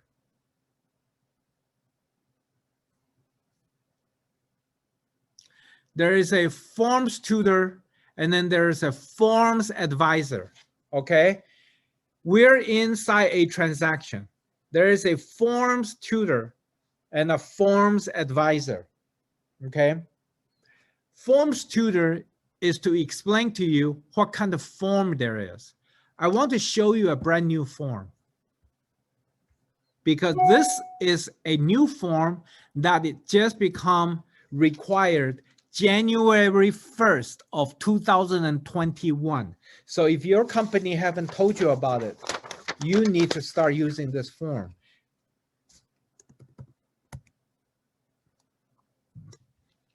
This form is called Home Fire Hardening Disclosure and Advisory.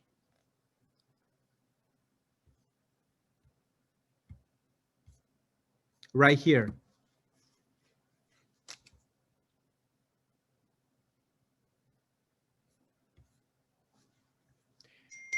So if you have paper and you're writing notes, write in this: Home Fire Hardening Disclosure and Advisory. The CAR form is called HHDA.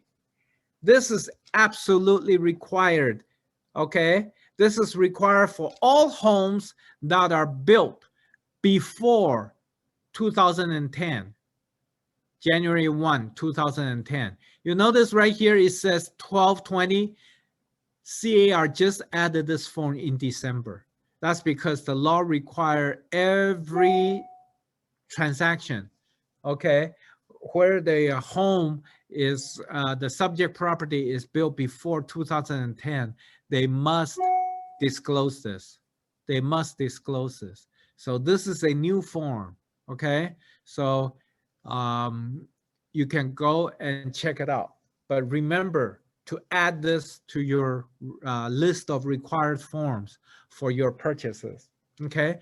This form has been required effective January 1st, 2021, okay? So let's go to Forms Tutor. Forms Advisor and Forms Tutor is a place on the CAR website, okay? Forms Tutor teaches you how to fill out a particular form. Forms Advisor advises you on the kind of transaction you're telling it to do, and then it will tell you what kind of forms you need. Okay, so let's take a quick tour of the Forms Tutor. You guys are seeing this. You guys are seeing this change on my screen, right? Can somebody type in the chat, reply yes or no to let me know? Yes. Oh, okay. So you are seeing the CAR Forms Tutor screen. And we go here, Forms Tutor. It requires me to log in again. Okay. It has many, many pages of forms. Say, additional, this is something. Okay. Sometimes you may have two listing agents. Notice how our forms, you know, sometimes you ever seen the agents as co-listing agents? And then you have only one area for the listing agent. Okay, here is something that you may want to use. Additional agent acknowledgement. Okay, this is for the second agent. And here is something that you can do. You see the radio button? Battery full. It plays and it reads and explains about this form. Listen. Additional Agent Acknowledgement, CAR Form AAA. In the real estate broker box on page 10 of the RPA, each broker signs to indicate approval of the terms specified in the box, such as approving the agency relationships, paragraph B, and agreeing that any broker compensation agreements have to be in writing, paragraph D. A salesperson or broker associate signs on behalf of the broker. There are 2 signature lines under each broker's name. The reason is that many licensees work with partners or in teams. Under paragraph 30I in the RPA, after acceptance of the contract, If any document is delivered to any specific licensee named in the broker box, then delivery is deemed effective on the principal. Sometimes one of the licensees is not available to sign the broker box, or sometimes licensees work in groups of more than 2. In either case, an additional agent acknowledgement, CAR Form AAA, should be attached. The AAA identifies up to 5 licensees that all work under the same broker, who are working together on behalf of the same principal. The AAA acknowledges the agreement of these individuals to work together and notices their agreement regarding agency and to accept documents on behalf of one another. If it is attached to the RPA, it effectively acts as if there were additional signatures in the real estate broker box. See that? So this is in effect like a teacher teaching you what a form is used for and how to use a form. So this is called the forms tutor. It's like a tutor readily available for you to ask questions. Okay, so this is where you access it. You see where when I was in the zipForm,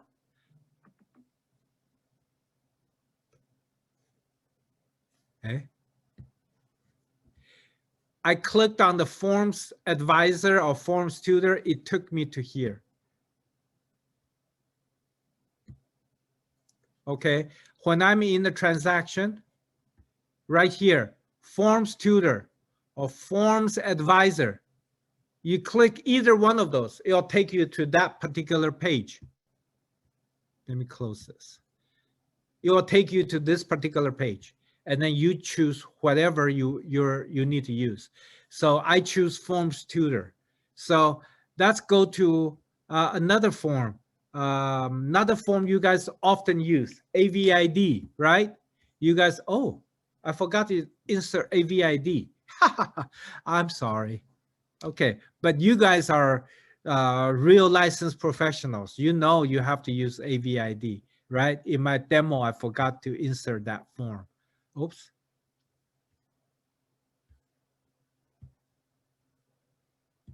So this is the AVID. Oh, this is not. This is additional. This is the AVID, okay? So these are the forms that they have Forms Tutor on. By the way, they do not have Forms Tutor on every single form. I don't know why. Maybe some of the forms are too new. Some of the forms, they just simply haven't made it available. Okay.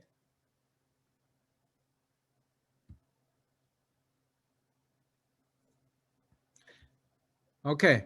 So, and there are some forms that they may think is so obscure, they don't need to show any kind of demonstration. Okay. So, okay. So this is where you get the Forms Tutor. Same thing, same place. Let me close this. Same place. You want to use Forms Advisor. Forms Advisor advises you what kind of forms you may need for a particular type of transaction. So when you're at home, please come here and play with it. Play with the Homes Tutor and Homes Advisor, okay? Let me show you quickly Homes Advisor because it's a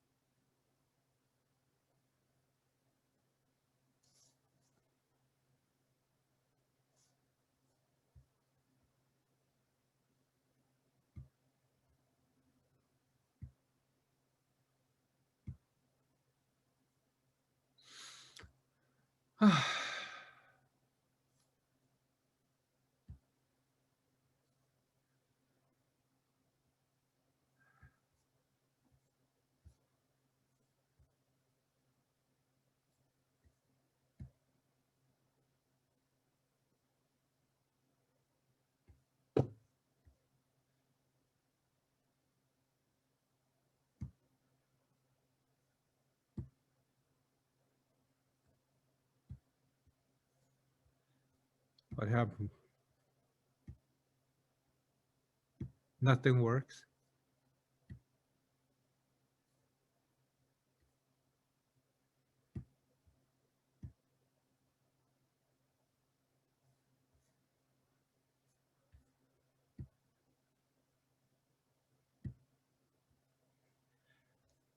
Okay, forget it.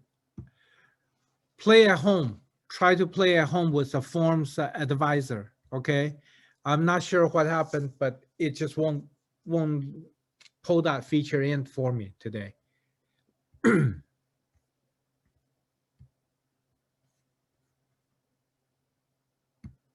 Okay, so I also want to show you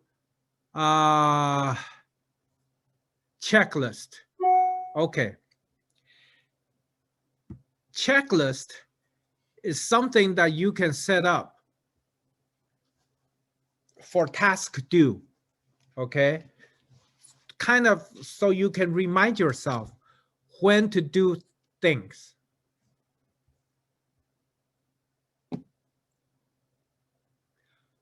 Oh, come on.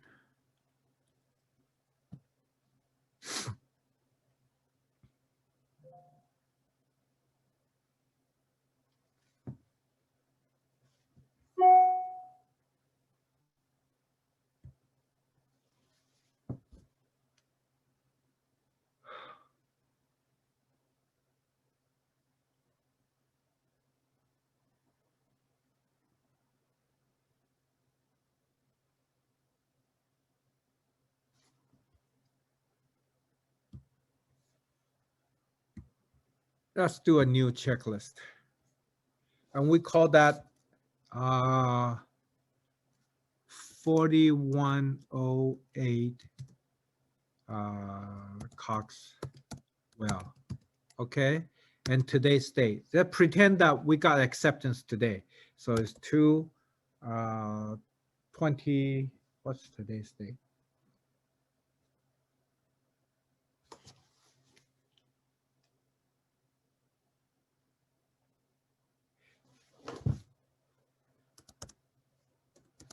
Okay, so let's go ahead and do that. New checklist.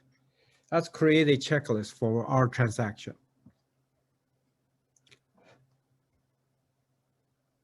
Okay. This is a new checklist for our transaction.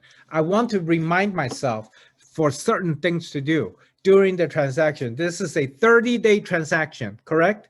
30-day transaction. So the first one, I call this EMD due, right? EMD is due on what date?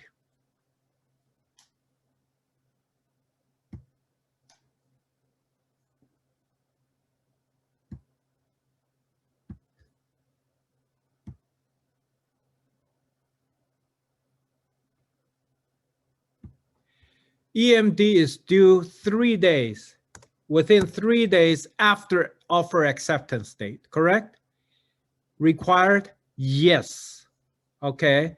And so I will do this and then I'll say responsible party. I want to remind some people put their buyers. That means your system will send an email to your buyer. But if you want to remain the center of your transaction, meaning you're the one who reminds your buyer, because your buyer may not be familiar with the system email. They may think it's just a spam, they ignore it. So it's up to you how you want to use it. If you want the system to notify the buyer, then you select responsible party is the buyer, okay? Then if you do that, the system is gonna send an email to your buyer, okay? And notify responsible party when due, you got to say yes. Otherwise, the system is not going to remind anybody. So,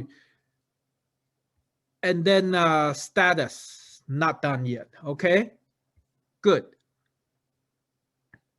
So the system and then description.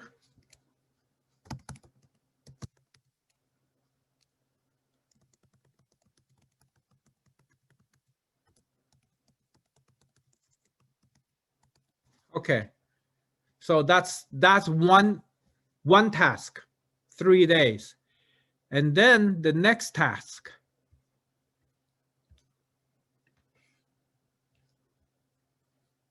Hold on, let me move this. And then you save it. That's task number 1.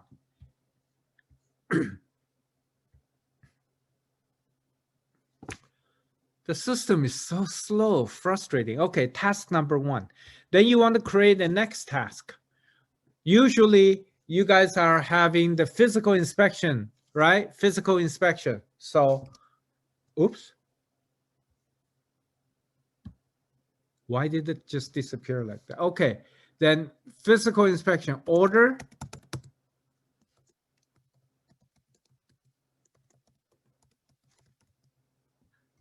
So who is going to be doing that? You'll say you, right? So you're the selling agent, Brian Chen, right here. You see that? Okay. Notify, yes. What date? Required. Okay. This is after acceptance. Most of our days are after, right? So I would say also I need to set up order. I need to order within 3 days. Required. Yes, this is a required task. Okay. Notify Brian Chen.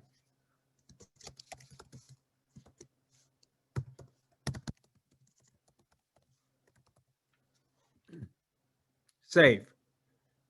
So you get the idea? The system will email whoever is the responsible party. So you guys can go home and play with it. So you can set up different tasks.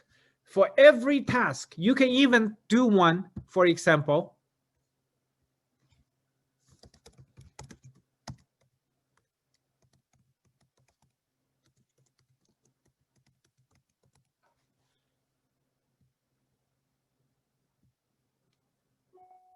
Seller disclosure are due 7 days after acceptance. Okay, so 7 days, it is required, yes. And remind who? I want to be reminded. So yes, required. And then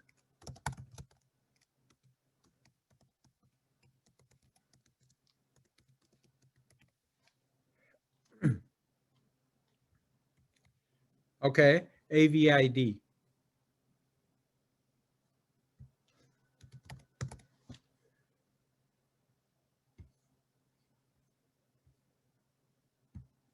Okay, so on the 7th day after acceptance date, it will come to me, okay? It will come to me. So this is where you set up your checklist. So obviously, what other stuff you need to do?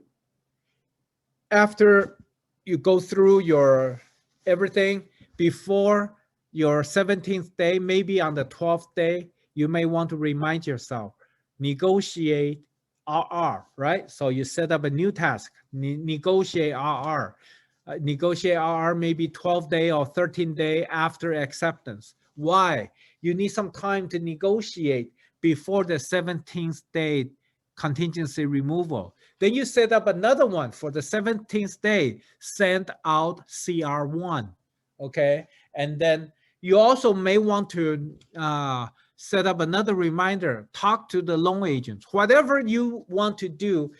Imagine this, during your transaction, the checklist is something that the system can help send out reminder to you, okay? So you can remember to do something. Okay, that way you can remember to do something. Because let me tell you, if you have 2 or 3 escrow going on at the same time, it is so easy for you to forget to do things. The system set up a checklist system where you can be reminded of doing things. Okay, so this is a very useful feature.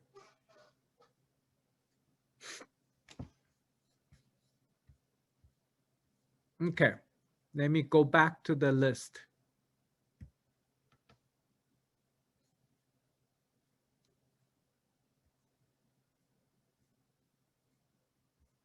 What happened? Why is my transaction gone, not showing up here?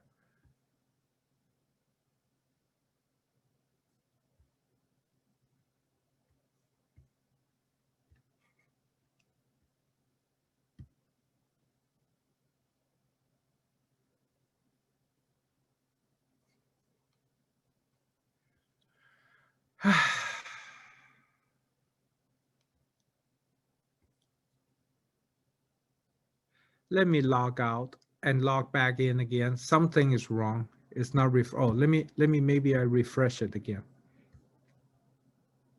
See if it will come up.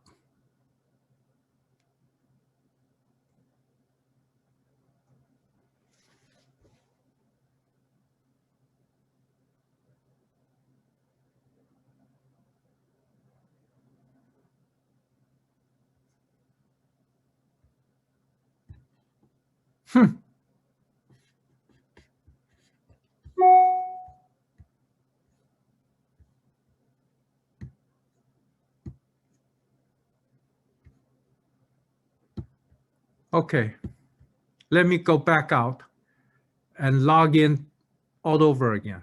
Something went wrong.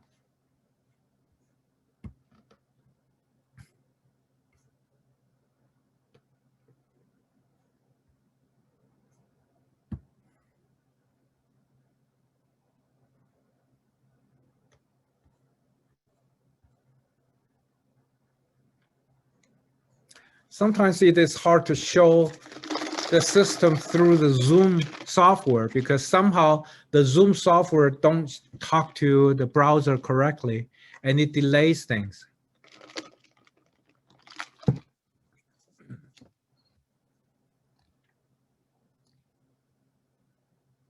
And I'm sorry you guys have to bear with me to go through this. Oh my God.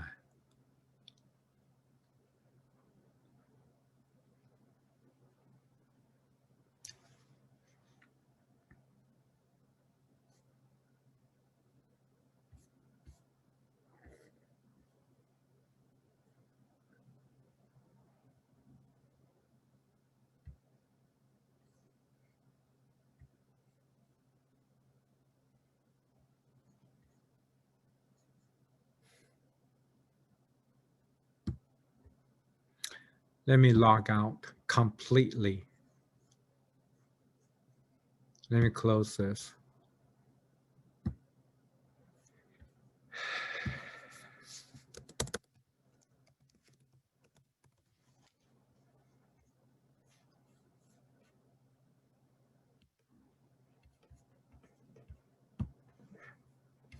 Are you guys still with me?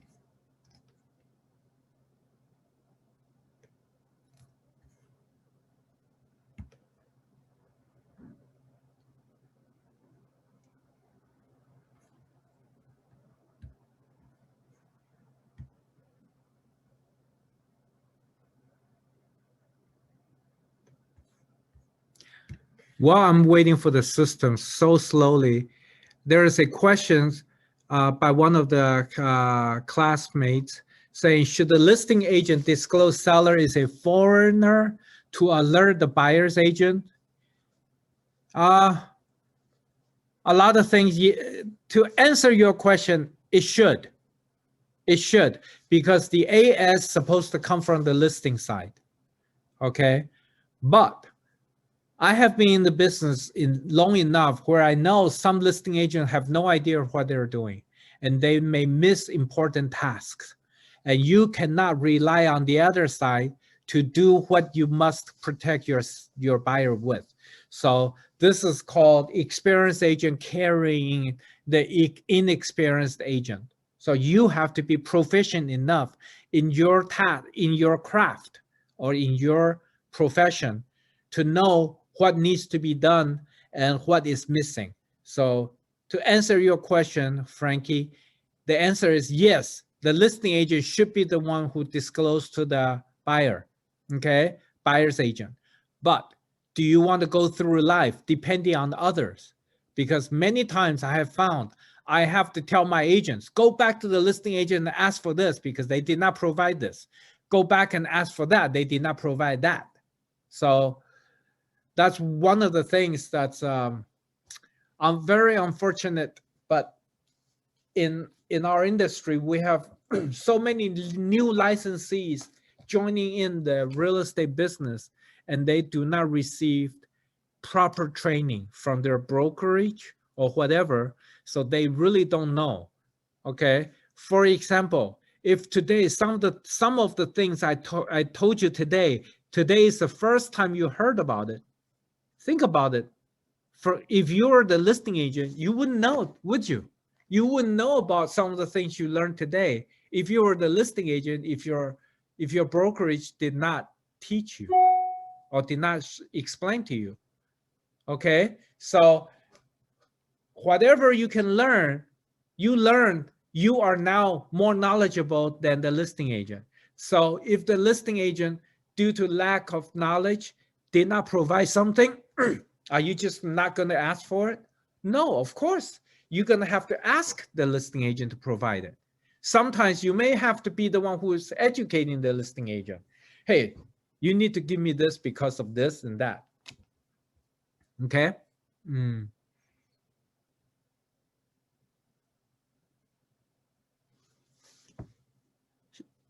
Somebody asked, can I share a list of all required forms to you guys?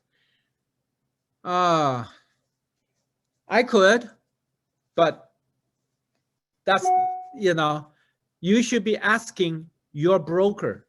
Every brokerage have a list of their brokerage required transaction documents. You should be asking your broker.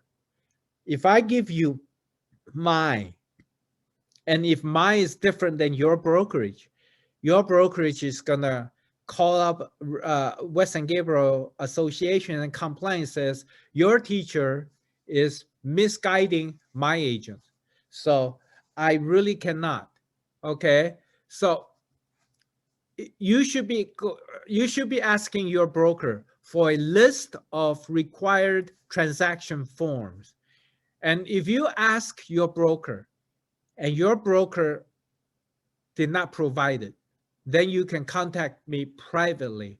I'll be more than happy to share with you what I require for my agents.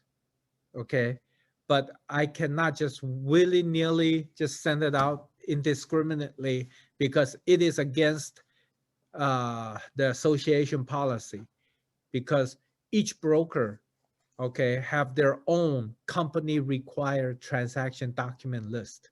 So you should be asking your broker for that.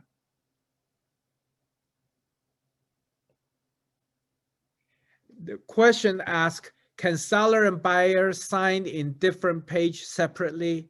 The answer is yes, but do you really think it is practical? For example, our RPA package is 16 pages. Do you really think that you want each person to sign separately? So our 16-page document becomes 32-page, okay, or 48 pages. It's not practical, okay? But the answer is, can they? Yes, they can. Just like on the NHD disclosure, sometimes you can see 3 pages because the seller signed one, the listing agent signed one, the buyer and the buyer's agent signed on one. So it's 3 separate pages. They each signed their own separate one. Okay, I just relogged into the system. Now the transaction we just created is showing up now. I don't know what's going on, but the Zoom, you operating zipForm through the Zoom screen is extremely slow today. I don't know why. Let me answer a few more questions. Steven asked, for the seller disclosure of non-foreign status form, does the buyer agent provide that form to the listing agent? The correct answer is the listing agent is the one who's supposed to provide to the seller. But you need to make sure when the seller gives you the seller disclosure forms, they gave you the TDS, SPQ, the water heater and smoke detector, and also the carbon monoxide, or if the house is built before 1994, they need to give you the water conserving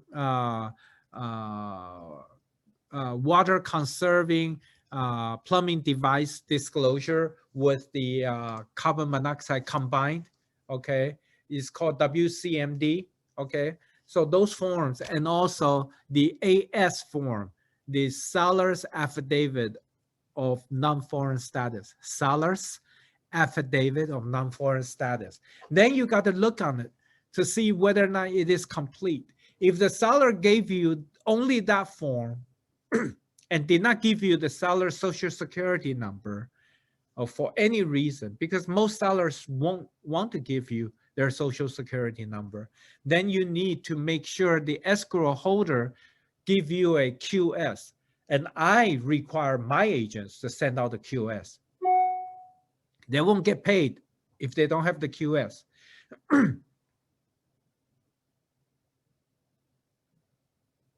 Will the prelim be showing on the notice of default?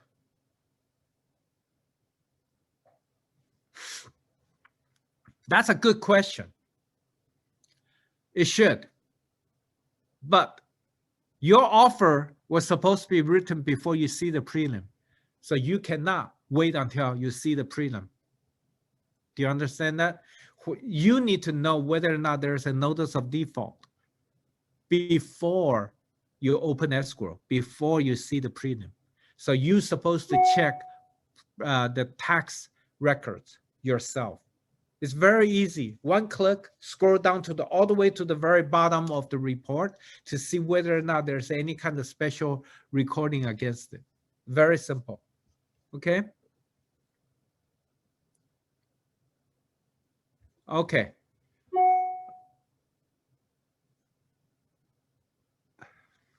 A question says,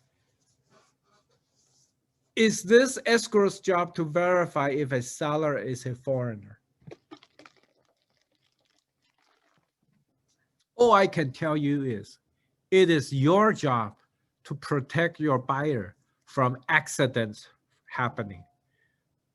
5 years ago, one of the escrow companies within our area was sent out the withholding tax 1 week after the due date. They collected it, but they sent it out. The IRS received the withholding tax 1 week after the due date. And you know what? Our buyer was fined $5,000 for that. Our buyer was fined $5,000 for that. This is why I pay special attention, because something bad happened to our company. Something bad happened to our buyer. And our buyer came to our office, says, why am I being fined $5,000? And then we call the escrow. The escrow said, no, we already sent it out. We did send it out. We fought with this escrow company for over 6 months, and we demanded to see the canceled check. When I see the canceled check, I saw the endorsement date. Then I said, when did you mail this check out? They refused to tell me. But IRS endorsed the date that they endorsed the check.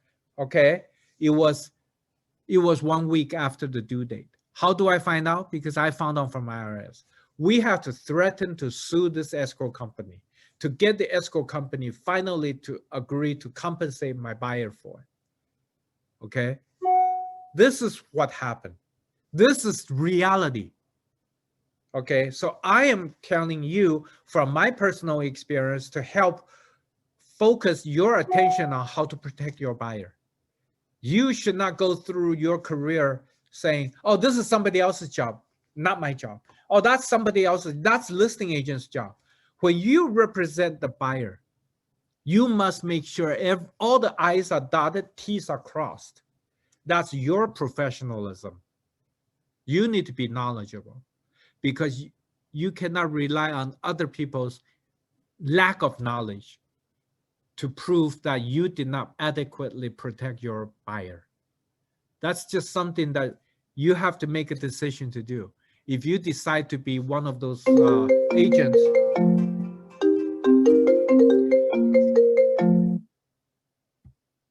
if you decide to be one of those agents who are knowledgeable, who can adequately protect your buyer, you need to know all of this. That's all I'm saying. Okay. my job today is to show you the zip forms. I'm just merely showing you the different forms that you must be aware of.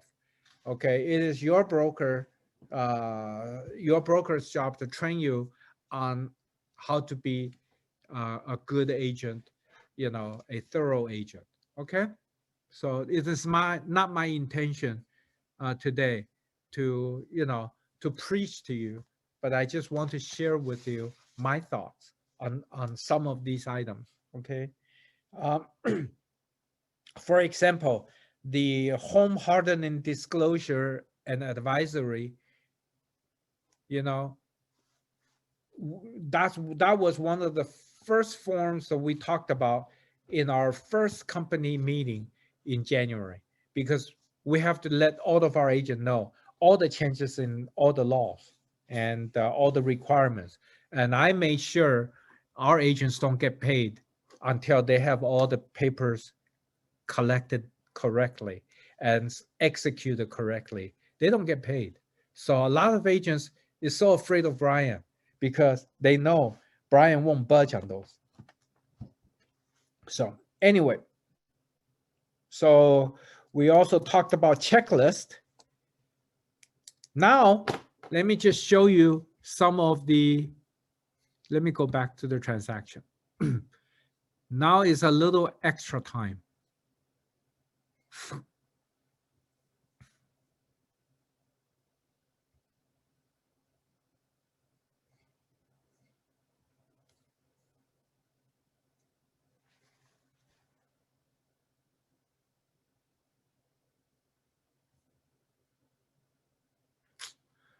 Why is this system so slow? It is so frustrating.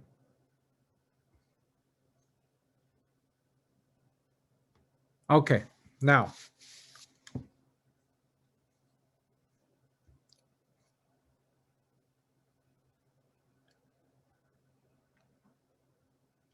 It is important. You see the front page of the transaction? It is important for you to fill out the information. Okay, so you have an offer date. So let me just enter in some of this information.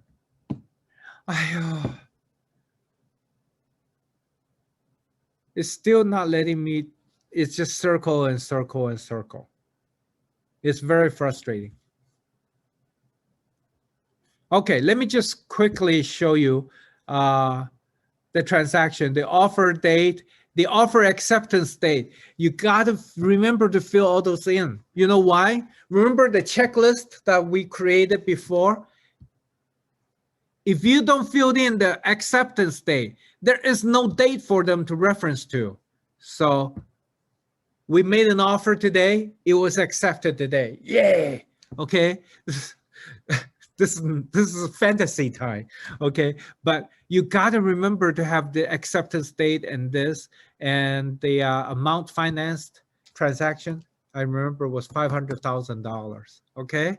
And the initial deposit, good. The offer expiration date was 3 days, 1, 2, 3. So that was that, but we got offer acceptance, so we have nothing to worry about that.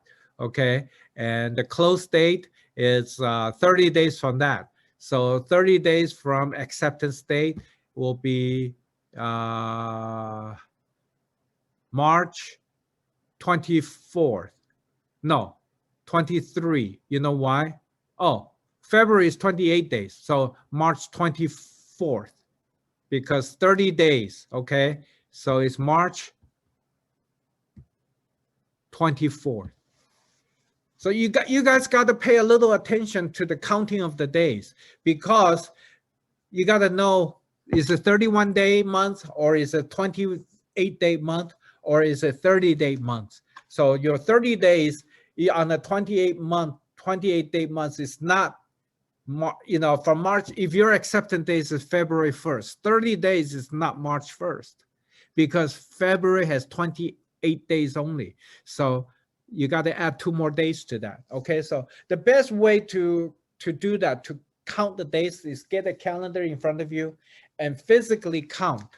You do not count today's day as day 1. Okay, today is acceptance date. So today is date 0. Tomorrow is date 1. I have to constantly remind people, tomorrow is date 1. So if we have an offer acceptance date today, February 22nd on a Monday, the third day is Tuesday, Wednesday, and Thursday. The third day is Thursday, okay? Not today doesn't count, okay? Today is day 0, okay? And then whatever the information you get, when you open escrow, you get the escrow number, you start putting it in. Commission, you start adding it in, okay? So you guys need to get into the habit of inside your transaction, you start filling out information. For example, parties here, okay? I could have set up my initial information with everybody's email and everything right here instead of going to e-signature and have to type it in. Because if I save it in here, they'll pull it immediately over automatically. Okay? So this is where you keep your transaction information. Okay? You can even put in your commissions, your commission split, your net. So that way in your, when you go into your zipForm in a general page, remember the first page, you can see your transaction, how much money you're coming in this month, how much money is due next month, is a whole, you know, you can have a whole bunch of information for yourself. Okay.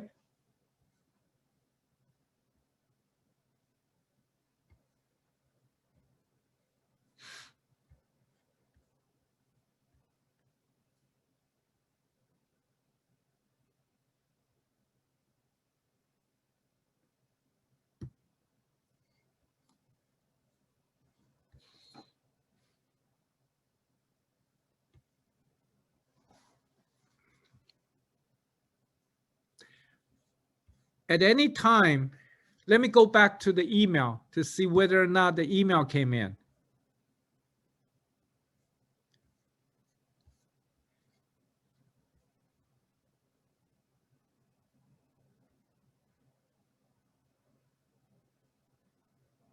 The email, e-signature email hasn't come in yet? No way.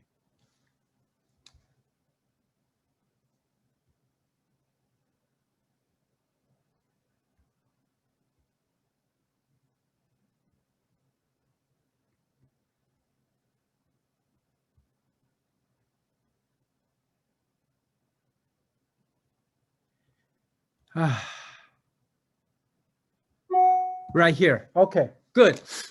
Our email, remember earlier we did e-signature. This is for the agent to sign. So I start my signature. We're jumping back to the e-signature portion of it, okay? You guys are seeing all these changes in screen, right? Because I was sharing my browser with you guys. So hopefully you guys are following me all the way through. You're suffering with me all the way through.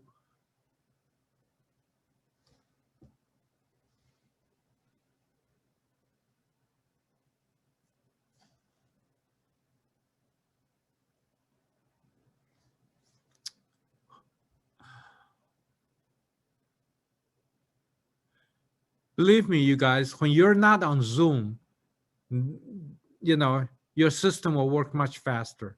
It is because I'm showing this whole thing through the Zoom. Somehow it delays all the reaction. I don't know why. Aha, now it located the document.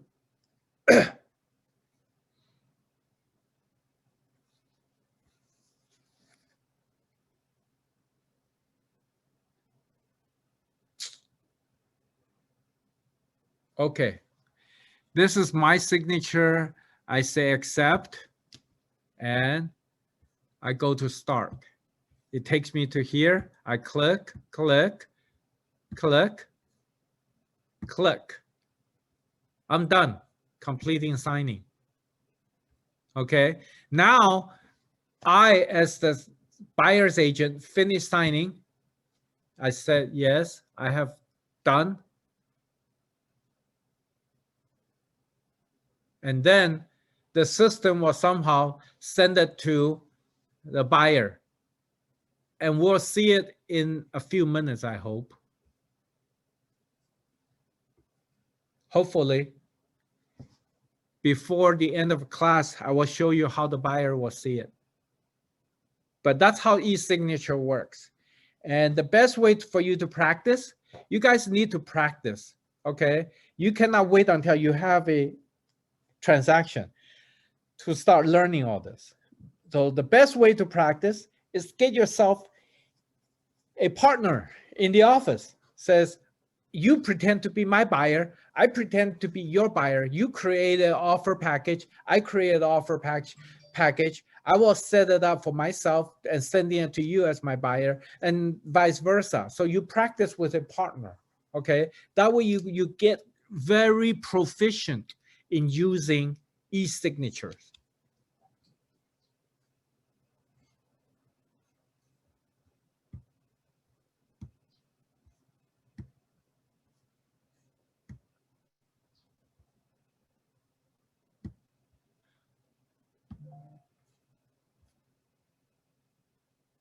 And we haven't received the second for the buyer to sign yet. So we will wait a little bit time, okay? And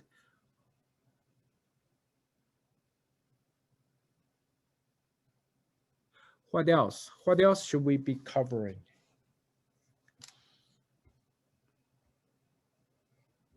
Parties.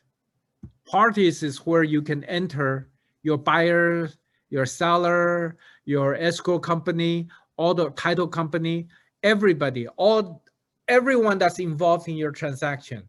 You can enter their contact, their email, and their everything. Okay, so this parties area is where you put in everybody's information. Your listing agent, of course, that's the one that you talk to the most. Escrow, loan officers, lenders, home warranty company, everybody that's going to be involved. One thing I want to remind you to do first is to make sure, okay, to make sure that you guys start working with a home insurance agent as quickly as possible, as quickly as possible, okay? Don't wait, don't wait.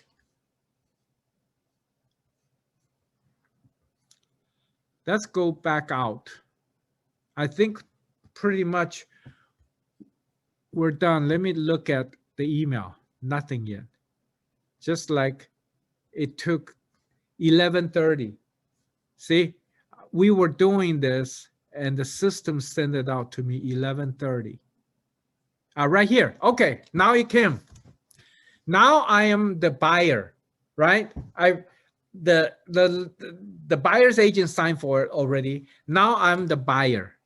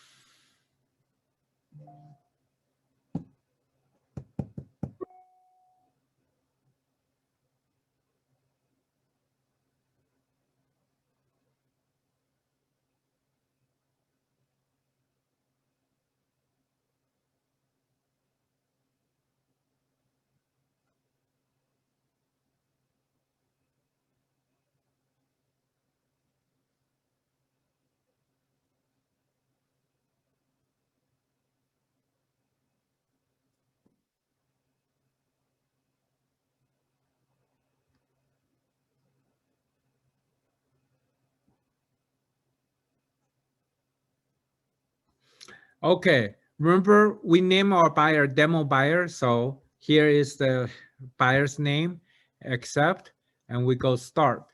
Okay, buyer sign. buyer sign, buyer sign, buyer sign, buyer initial, initial, initial, initial. Over here, accept, accept.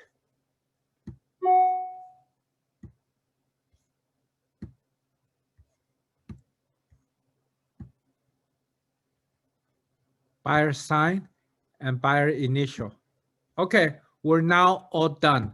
So the buyer agent and the buyer all finished. Your offer package is now ready to send out to the other side. Okay, you can email it out.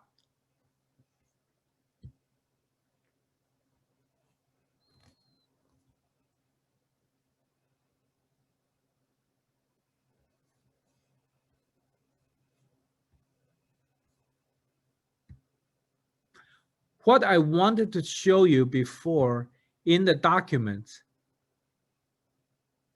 is the signature folder.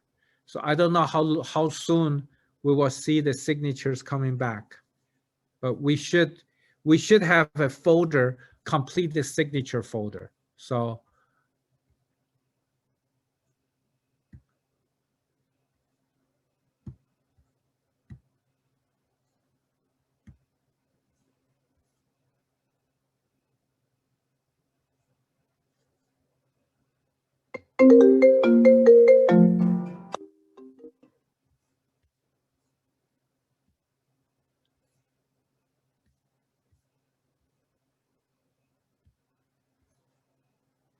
okay, so you guys are almost.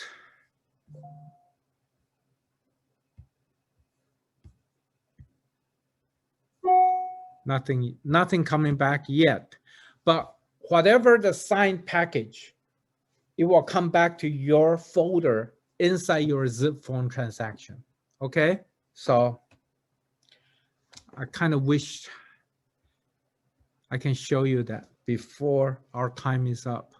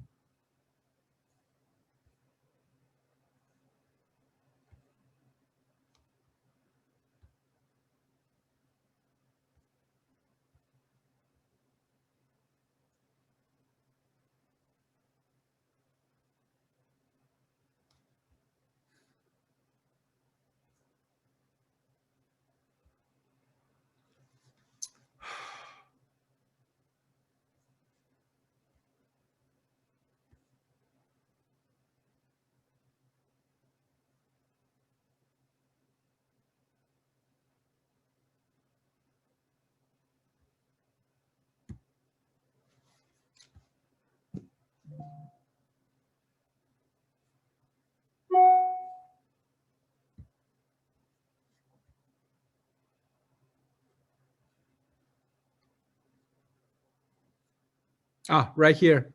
Okay, you see the folder? This is the folder I was talking about. The document that's completely signed right here.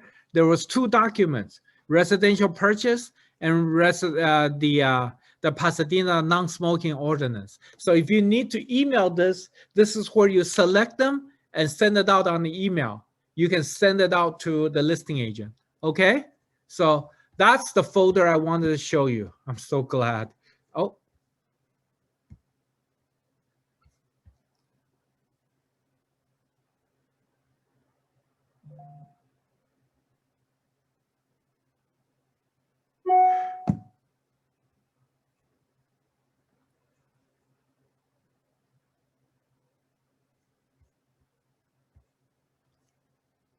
anyway, so while I'm waiting for the system, let me see, is there any more questions?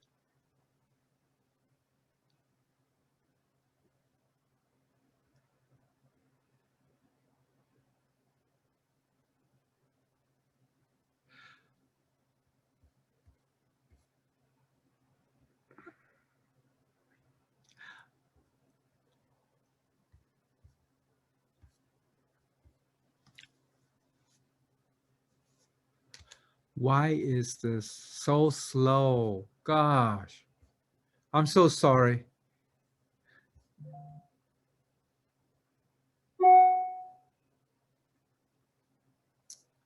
If this is so slow, okay. Jumping from one screen to another is taking forever.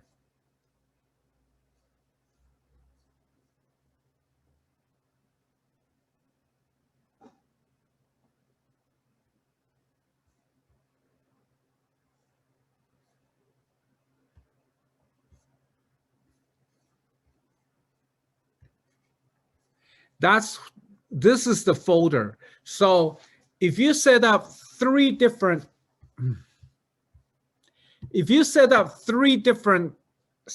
times for e-signature, you will receive three different folders because the folder is organized in the date, in the task. So when you send out one email signature things, it comes back with one folder. Okay, so you can actually organize your folders. Okay, so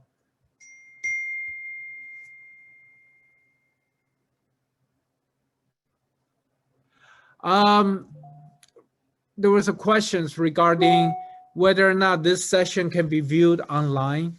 I don't know. I don't know.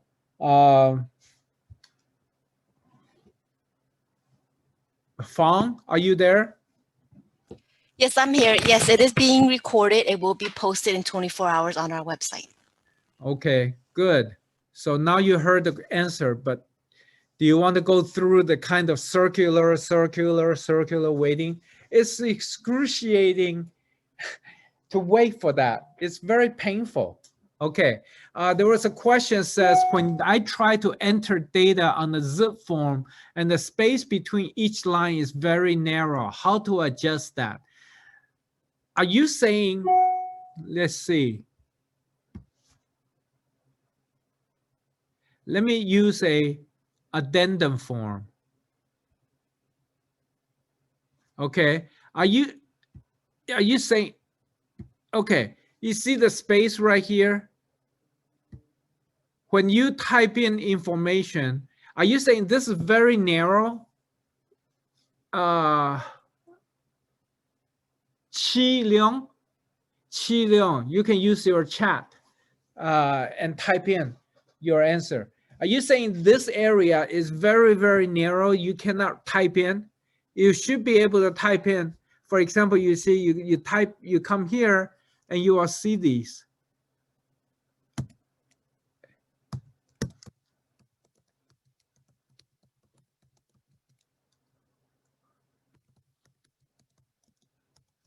Okay, and then you should see something like that. And then when you're going to the body of the thing, for example, if you want to go into this area, start typing the body of your addendum, then your addendum, you can type in whatever. Okay, whatever. So I am not quite understanding when you use the purchase form, the lines are overlapping. Okay. Let me go to the purchase form.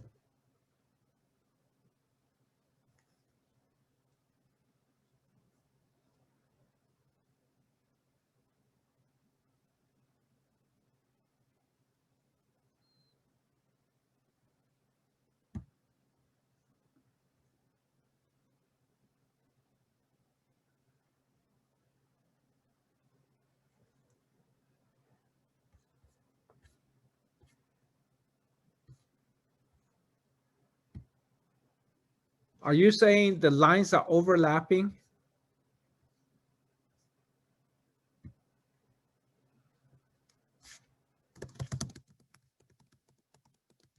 Are you seeing my screen? Does your screen look like my screen?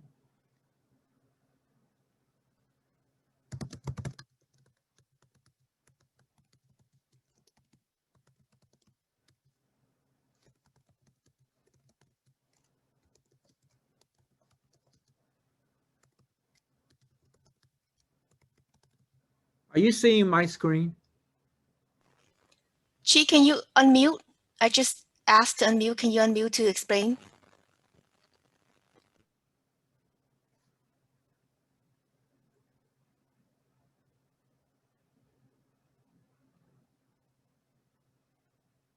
Chi, are you there? Do you know how to unmute yourself? He is unmuted. I don't think he has volume, or turn up the volume or something. Well, if we can't hear you, type in your response, because I am not understanding when you say the lines are overlapping. The lines should not be overlapping. I wonder if it's a browser issue. Are you using a laptop or a computer, or are you using a cell phone or a tablet? Because if you're using cell phone or tablet, you have to use the mobile zipForm mobile app to access your transactions. So if you're using a tablet or an iPad or a cell phone, you must use zipForm mobile. You cannot just go to the website and expect to log in and use it like a computer. It is different. So I hope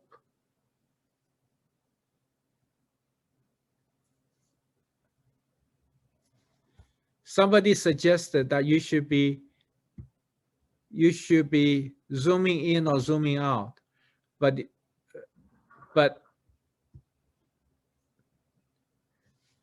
your browser shouldn't be zooming zooming in so much where all the lines become overlapping. So I think this may be you may be using an iPad or a cell phone without using the zipForm mobile. So you need to go to your app store and download zipForm mobile, and then use it through use your zipForm through the zipForm mobile software. Okay. And Pauline asked, can I show you how to use Glide on the e-signature PAD form? I'm so sorry, Pauline, but with the kind of browser reaction, I'm so afraid to go into the MLS system to use the Glide PAD. But you can always use you don't have to use Glide, by the way. You do not have to use Glide. In fact, I've heard a lot of people saying the Glide system is slow. Sometimes browser is not set up properly. They have issues. You can always use your own zipForm PAD form and set it up, and then have your buyer and you sign all the signatures, and then email that executed forms to the listing agent. You do not have to fill out the forms and do it on Glide. Okay, so I'm sorry. If some of you are having those kind of issues, please talk to CRMLS support. CRMLS support.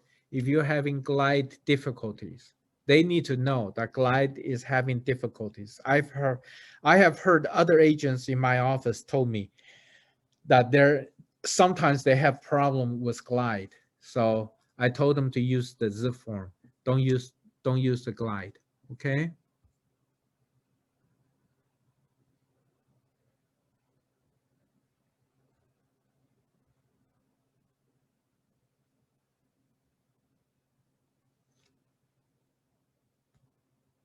Okay. Well, I want to thank all of you for bearing with me through the slowness of the using the zipForm through Zoom. I am not sure if other people have the same issue or not, but hopefully I will find out what was the problem. Maybe I have to use a different browser or something. I'm sorry, you have experienced this kind of delay in waiting for the screen to display, but I'm very, very happy to have shared how I use the zipForm with you guys. And I hope that you have walked away with some of the very important information, such as using the checklist to set up your important task in your transaction so that let the system send you reminder emails so you don't miss the deadlines. And also use the HHDA, the home fire hardening disclosure and advisory. Okay, that is a new form that's required by California law starting January 1st this year. You need to use that. And most importantly, if you represent a buyer